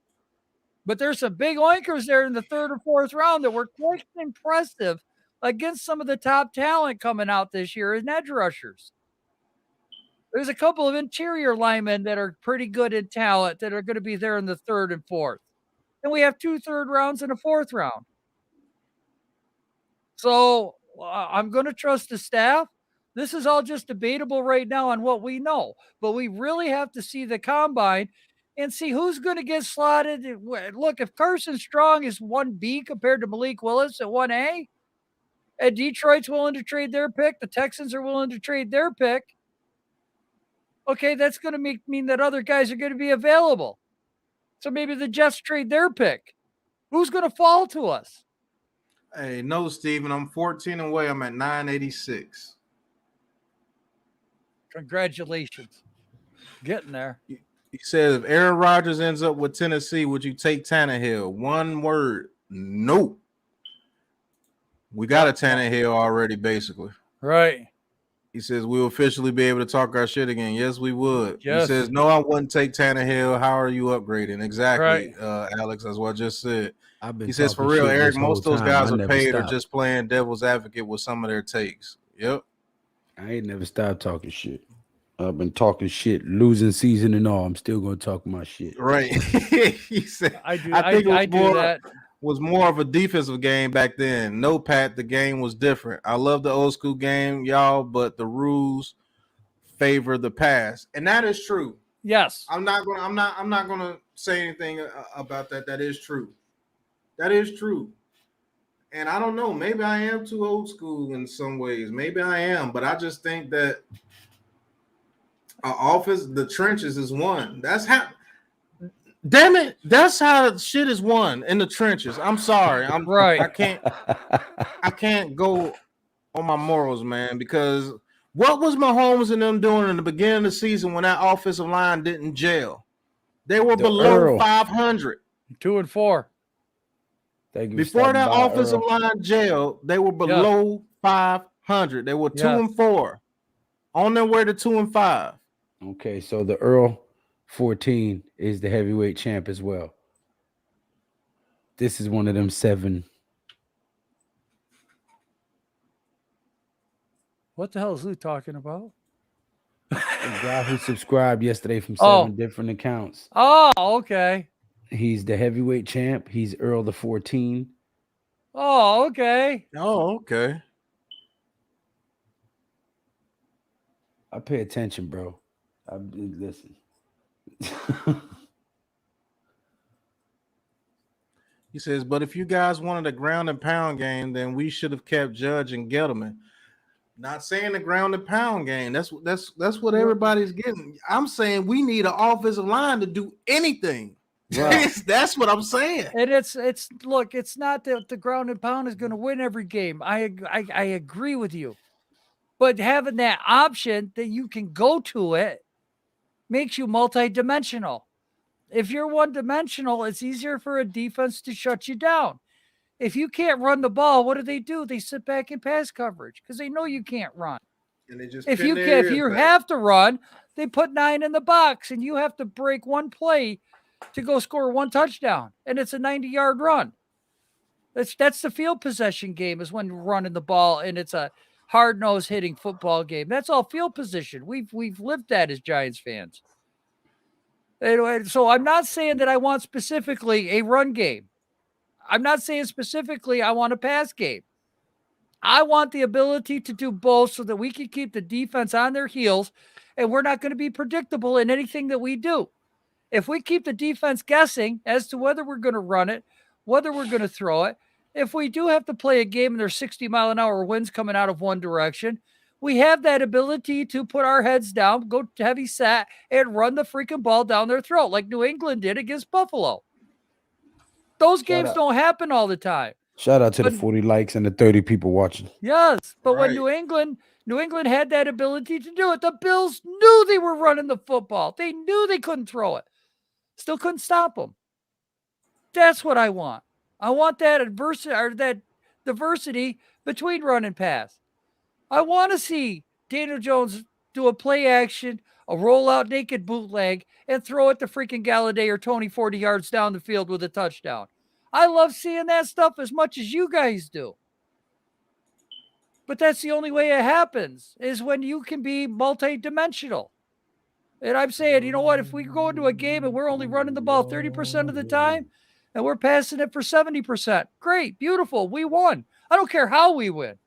I want to win, and I just want to be able to play to what the game is dictating, because we know each game is different. That's why we talk about halftime adjustments. Well, we couldn't run the ball in the first half. What adjustments are they going to make? Are we going to be able to run the ball? Are they going to come up with different plays? Are they going to, the defense couldn't stop the run. What adjustments are they going to make in the second half? And having the ability to be able to do that on the fly in halftime or during the game even. Look, these plays aren't working, DJ. We're going to go to this now. Okay. That's all we're saying. I'm not saying I don't want a high-powered offense. I would love to have one.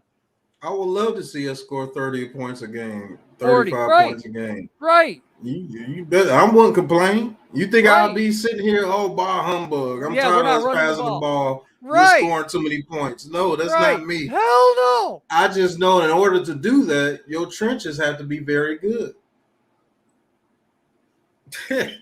Here go these guys. Comes Brian Flores. He says, I'm late. I'm about to file a lawsuit against the Patriots because they said they would pay me if I let them beat us. Oh, man. Lord have mercy. He says Thunder and Lightning was something special. Ron and Tiki were never lack in the trenches. Right. I mean, man, we had Thunder and Lightning. We had Earth, Wind, and Fire. I mean, man, those. I'm not saying we have to win the games like we used to. I'm just saying get the trenches fixed. Yes. You can't do nothing without the trenches fixed. I don't care. You can have every weapon out there in the world. Temptations ain't nothing without David Ruffin. Right. We're agreeing with most of you guys. We're just off a little bit. Maybe because we are a little old school. Maybe so. Right. Maybe so. Hey, you speak for yourself, sir. Well, I'm ultra sexy. I ain't old. Well, I've been told I've been pretty handsome myself, so. And I'm sexy for my shirt. Sexy for my shirt. So sexy it hurts. I remember I was in Bob Bob's red car when I first heard that song. Oh, man. And I do my little turn on the catwalk. His accent killed me. The catwalk. The accent killed me. I said, Mama, what are we listening sexy to? For my shirt. Sexy for my shirt. So sexy it hurts. That's right. And I would walk 5,000 miles. Yeah. And I would walk 5,000 more. Oh, just to be that guy. Yeah. Walked 1,000 miles to come in and let your door. I could walk 1,000 miles. Yeah, that's right. We're getting goofy again. 1,000 more. Press that subscribe button, everybody. Yeah. We'll keep singing. No, yeah. Hey, we made a couple of people's night last night. All right. Said, and I do real well with the ladies.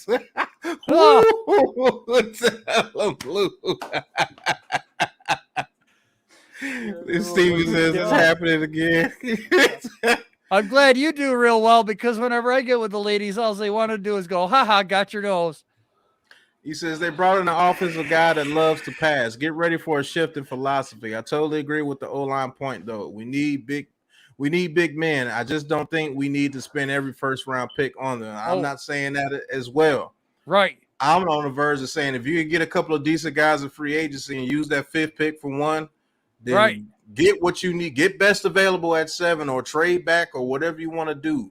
But we have to get some offensive linemen in here. I don't care how much you want to throw that ball over the yard. If you don't have an offensive line to block, guess what? Strip sack. Every game. Daniel look good. It makes Daniel look bad. Yes. Because when Andrew Thomas was in there the first couple of weeks, guys, was Daniel looking good? Yeah, he was. Was Daniel looking good when Andrew Thomas was healthy before he went down?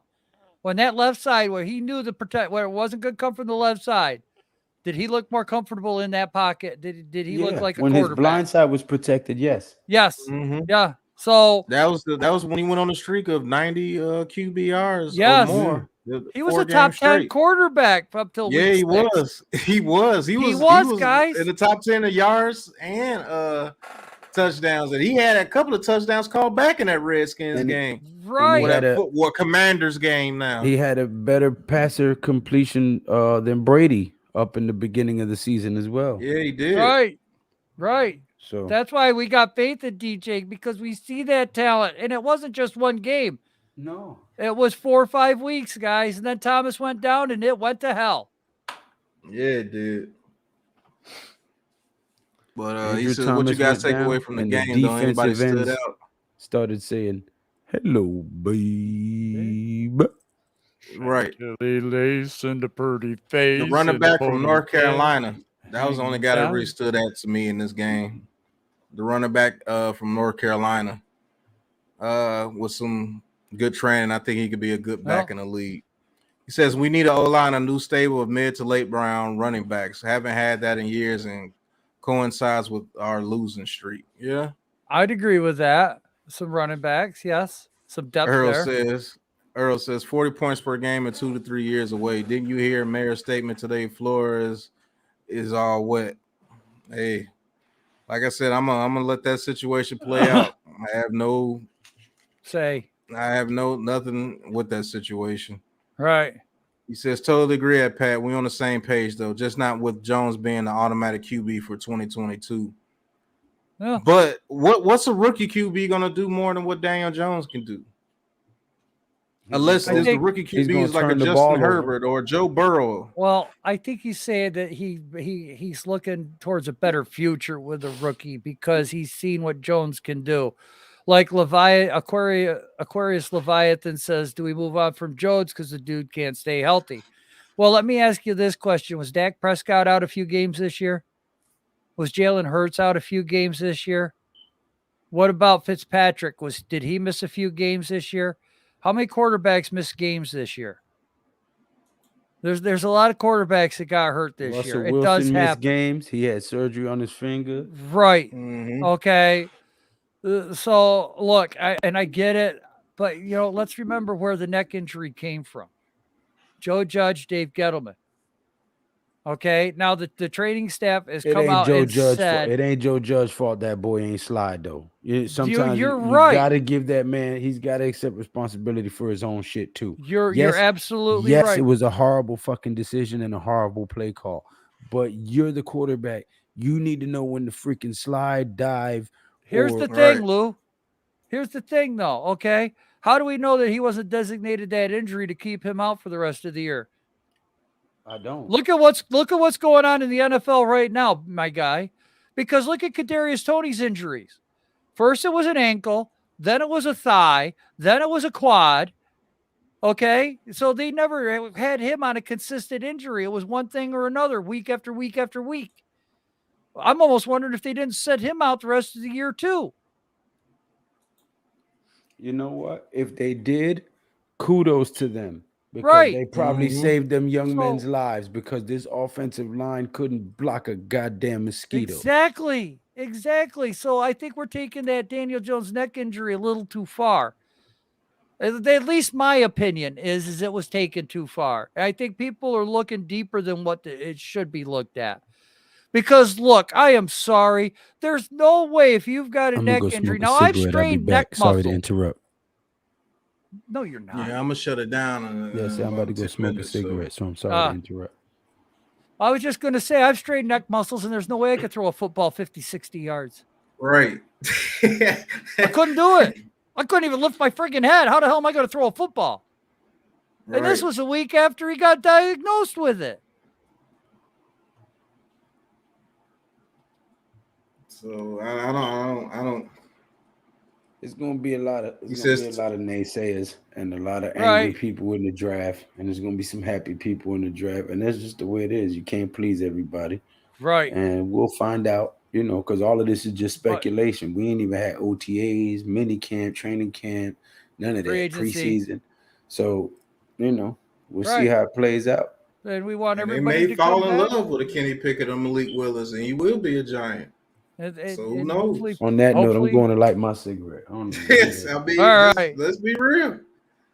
If they do fall in love with him, they got the capital to get him. So keep coming back into the chat, guys. We love it. You're giving us a great source of questions. Forever 85. Yes. Don't forget Saturday, everybody. Corey says, did y'all really wanted Watson if he wasn't in the legal trouble? I didn't want him even if he wasn't in legal trouble, because I don't think we're in a position to do that. Right. And me and Joe have taken a lot of flack on that as well. Just because I say that doesn't mean I don't like Deshaun Watson. I think Deshaun Watson will be a future Hall of Famer for sure. But our team is just not in the position to do that. Right. That's what I feel on that.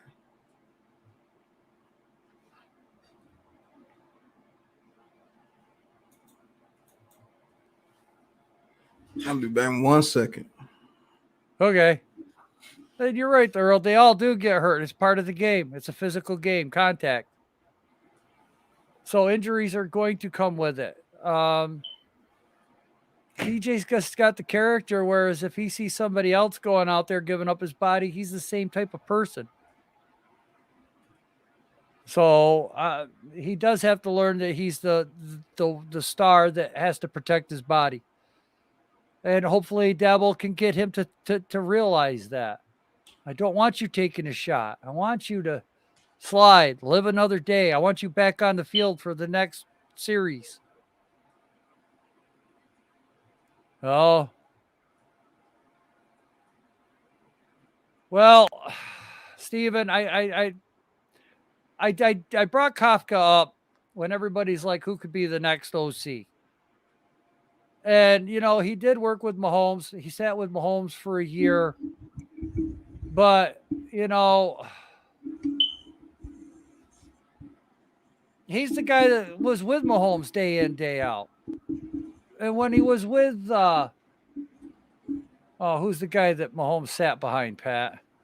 Alex Smith. Hey, look what he did. He was there with Alex Smith, right? Yeah. Kafka. So look what he did with Alex Smith. That was a winning team, man. That was a playoff team. Yeah, before Mahomes got there. Right. He was working with him. And look at the situation Mahomes came into. People think that he just built the Chiefs out the ground. No, the Chiefs were a built team when he got there. Right. And then got their quarterback, which is what I want the Giants to do. I kind of want to Pep Hamilton too, King Tom. Not going to lie to you. But I'm not mad at Kafka either. Right. Kafka, I like his routes. I like his true skill, the route trees. Yeah, the scheme. The route schemes with the Chiefs is ridiculous. Right. Look how he gets the tight ends open down the seam. What are we always complaining about? We don't get our tight ends open down the seam. How come we're only using half the field? This guy uses the whole field. We've seen it time in, time out.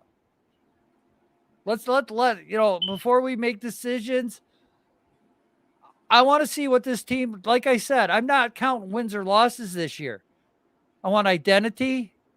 I want to know where we're going as a team. I want to see the future this year. I want to see what we're going to become. I want to see improvement every week. I'm expecting penalties the first couple of weeks.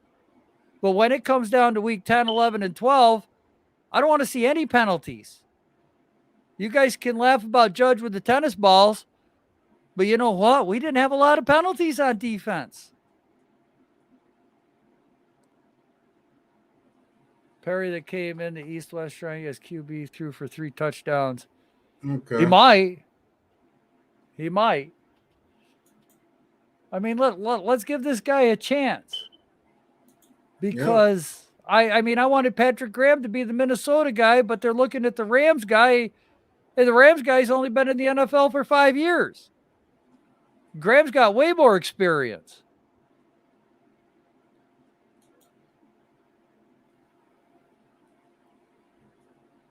He says DJ isn't a smart QB. He processes slow, and I never see him change protections and do different things at the line of scrimmage. Poor instincts like sliding and throwing the ball away. I don't know if he has it. Well, his rookie year, his instincts were pretty damn good. And if you look at the Washington game where he changed the play at the line of scrimmage, it shows Jason Garrett on the sideline scowling at him. Like, why did you change my play? I think Jason Garrett's system hindered that kid so bad, bro. I'm not going to lie to you. I understand the frustration. Let's see what he can do in an offense that's set up for a quarterback, okay? We're not talking about Jason Garrett's 1990 bullshit. You know, we're talking about guys that are coming into our coaching staff that are the guys that are considered to have the it factor. Up to date on the play calling, up to date on the schemes, up to date on the players, what they need at each position. We've got fresh young blood here. These are guys with experience in the pro level. What hurt us last year is we had guys that were from the college level. College level, you run a scheme. You don't have to adjust on the fly. You stay with your scheme. You stay within that mindset. In the pros, you can't do that. You're going to get killed. And which it showed because nobody could make adjustments outside of Patrick Graham. And then we got rid of Garrett, and Kitchens comes in to a bad situation. So let's see what's going to develop here. Look, if Daniel Jones can be the guy, that solves our whole freaking problem on this team. If we fix the O-line this year and Daniel Jones is the guy, we're definitely a playoff team in the following year. We're definitely. You know, we don't have to give Daniel Jones that big contract next year if they franchise tag him this year. And I know guys are, well, I don't want to franchise tag him. We'll be on the hook for $21 million. If he goes out and balls out, $21 million is a steal. A lot better than 40. Right. Instead of having to pay him. Time, 45. Exactly. So then you get 2 years to see him. And you've got that second year, you keep him, you let him go out there, and then in week 8, 9, or 10, you pull him, put your rookie in. But at least you got a guy that can run your offense if we win 8, 9, or 10 games. But he's still not it. He's still going to know the offense. It's better than bringing in a guy that has no clue. You know what you have in Daniel Jones. You know what you can do as a play caller. You know what you can do to get your rookie quarterback ready. It makes it easier on the coaching staff. It makes it easier on player development. It maybe financially you guys think that this is not the smartest thing to do. But it does make it easier for the staff. They know what Daniel Jones is because of this year. So we give him $21 million the following year. You know what? They ought to give it to him anyway, the way that this kid has just been put through a ringer. Right. You know, this guy has not had a fair shot. They ought to just give him the 5th year just because of that. They let him at least walk away with a little bit of money in his pocket. He's the first one in the building. The first one in a snowstorm. The head coach walks in. Debolt says, I'm probably the only one here. Nope, Daniel Jones is already working out, knowing that more is expected of him. He's not just sitting back, going to Bermuda or Bahama where everybody else is taking vacations. He's in the facility. How many other quarterbacks are in the facility?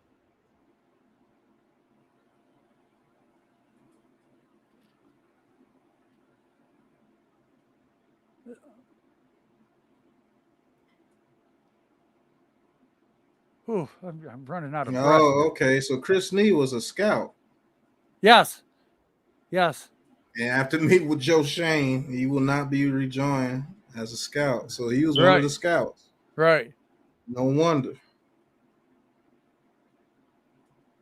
It might be for the best. Right. That's what I was thinking too. I like Chris Nee, but we're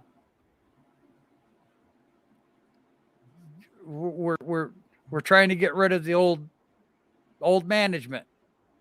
We need unfortunately that's what has to happen.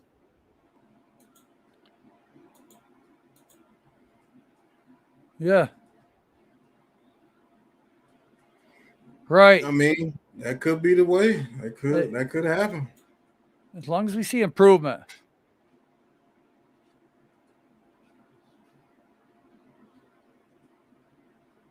That's a possibility too. It really is. Everything's up in the air right now. Everything's completely up in the air. And that's probably the biggest reason why I don't want a quarterback this year. Because we get a quarterback, it might be all up in the air again the following year. Mm-hmm. But if we draft and we get what we have to get this year, that eliminates part of that equation on evaluating talent and evaluating people.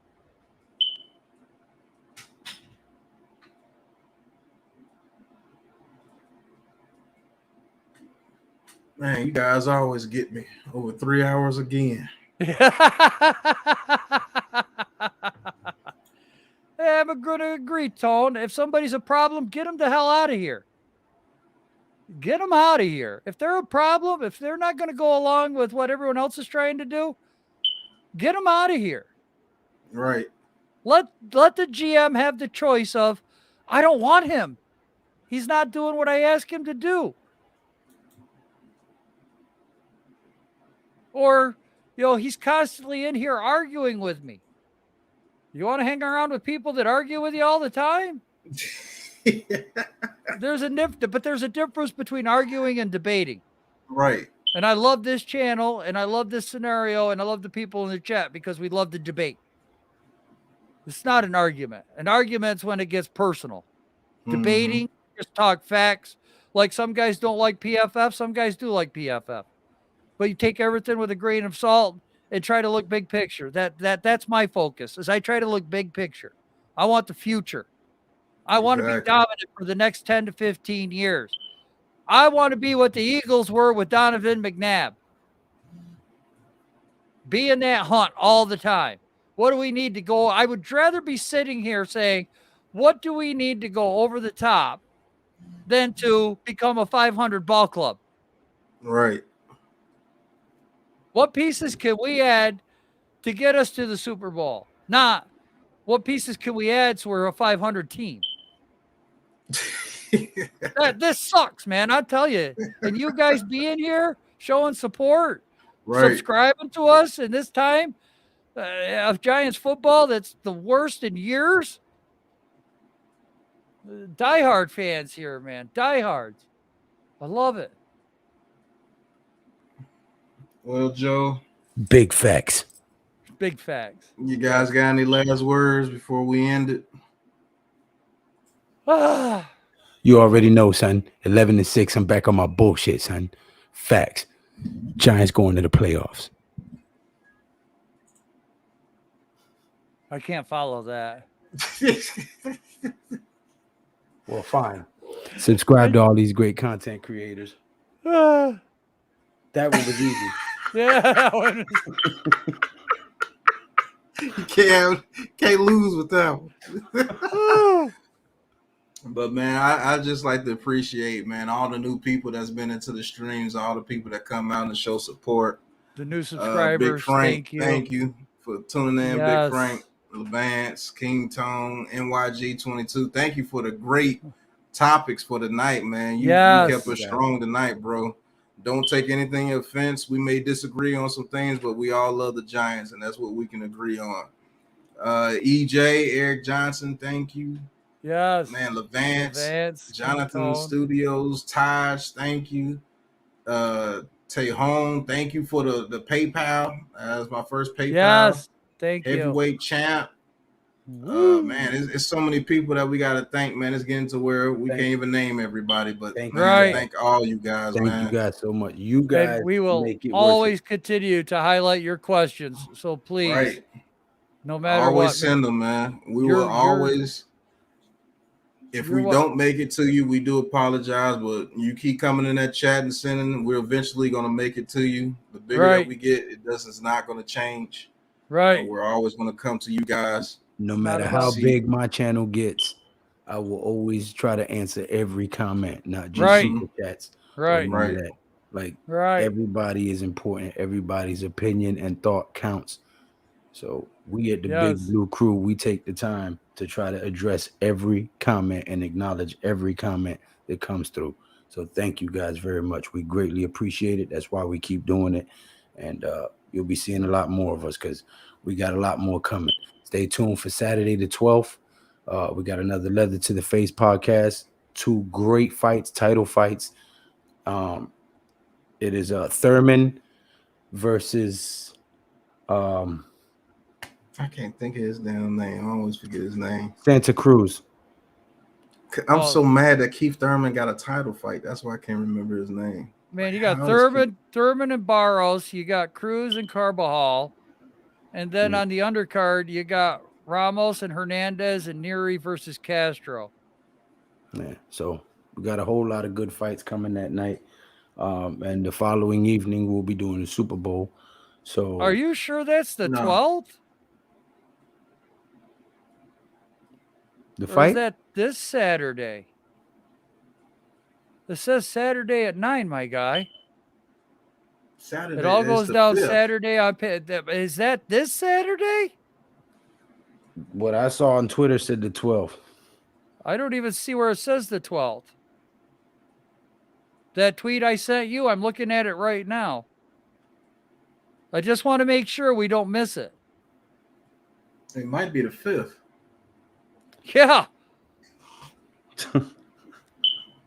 Say that again, Joe.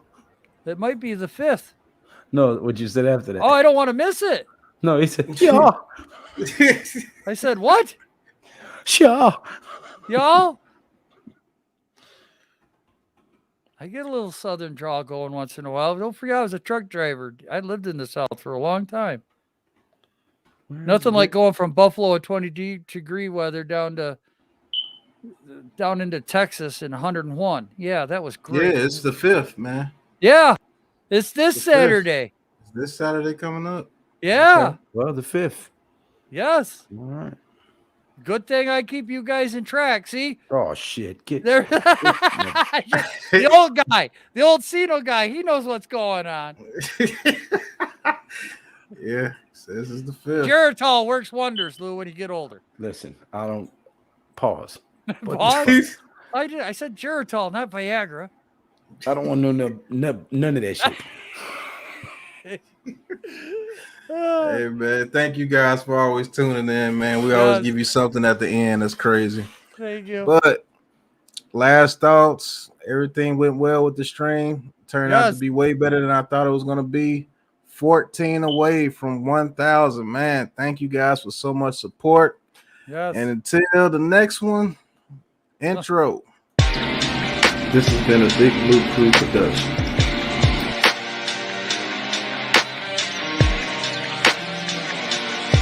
Get that damn picture off of this.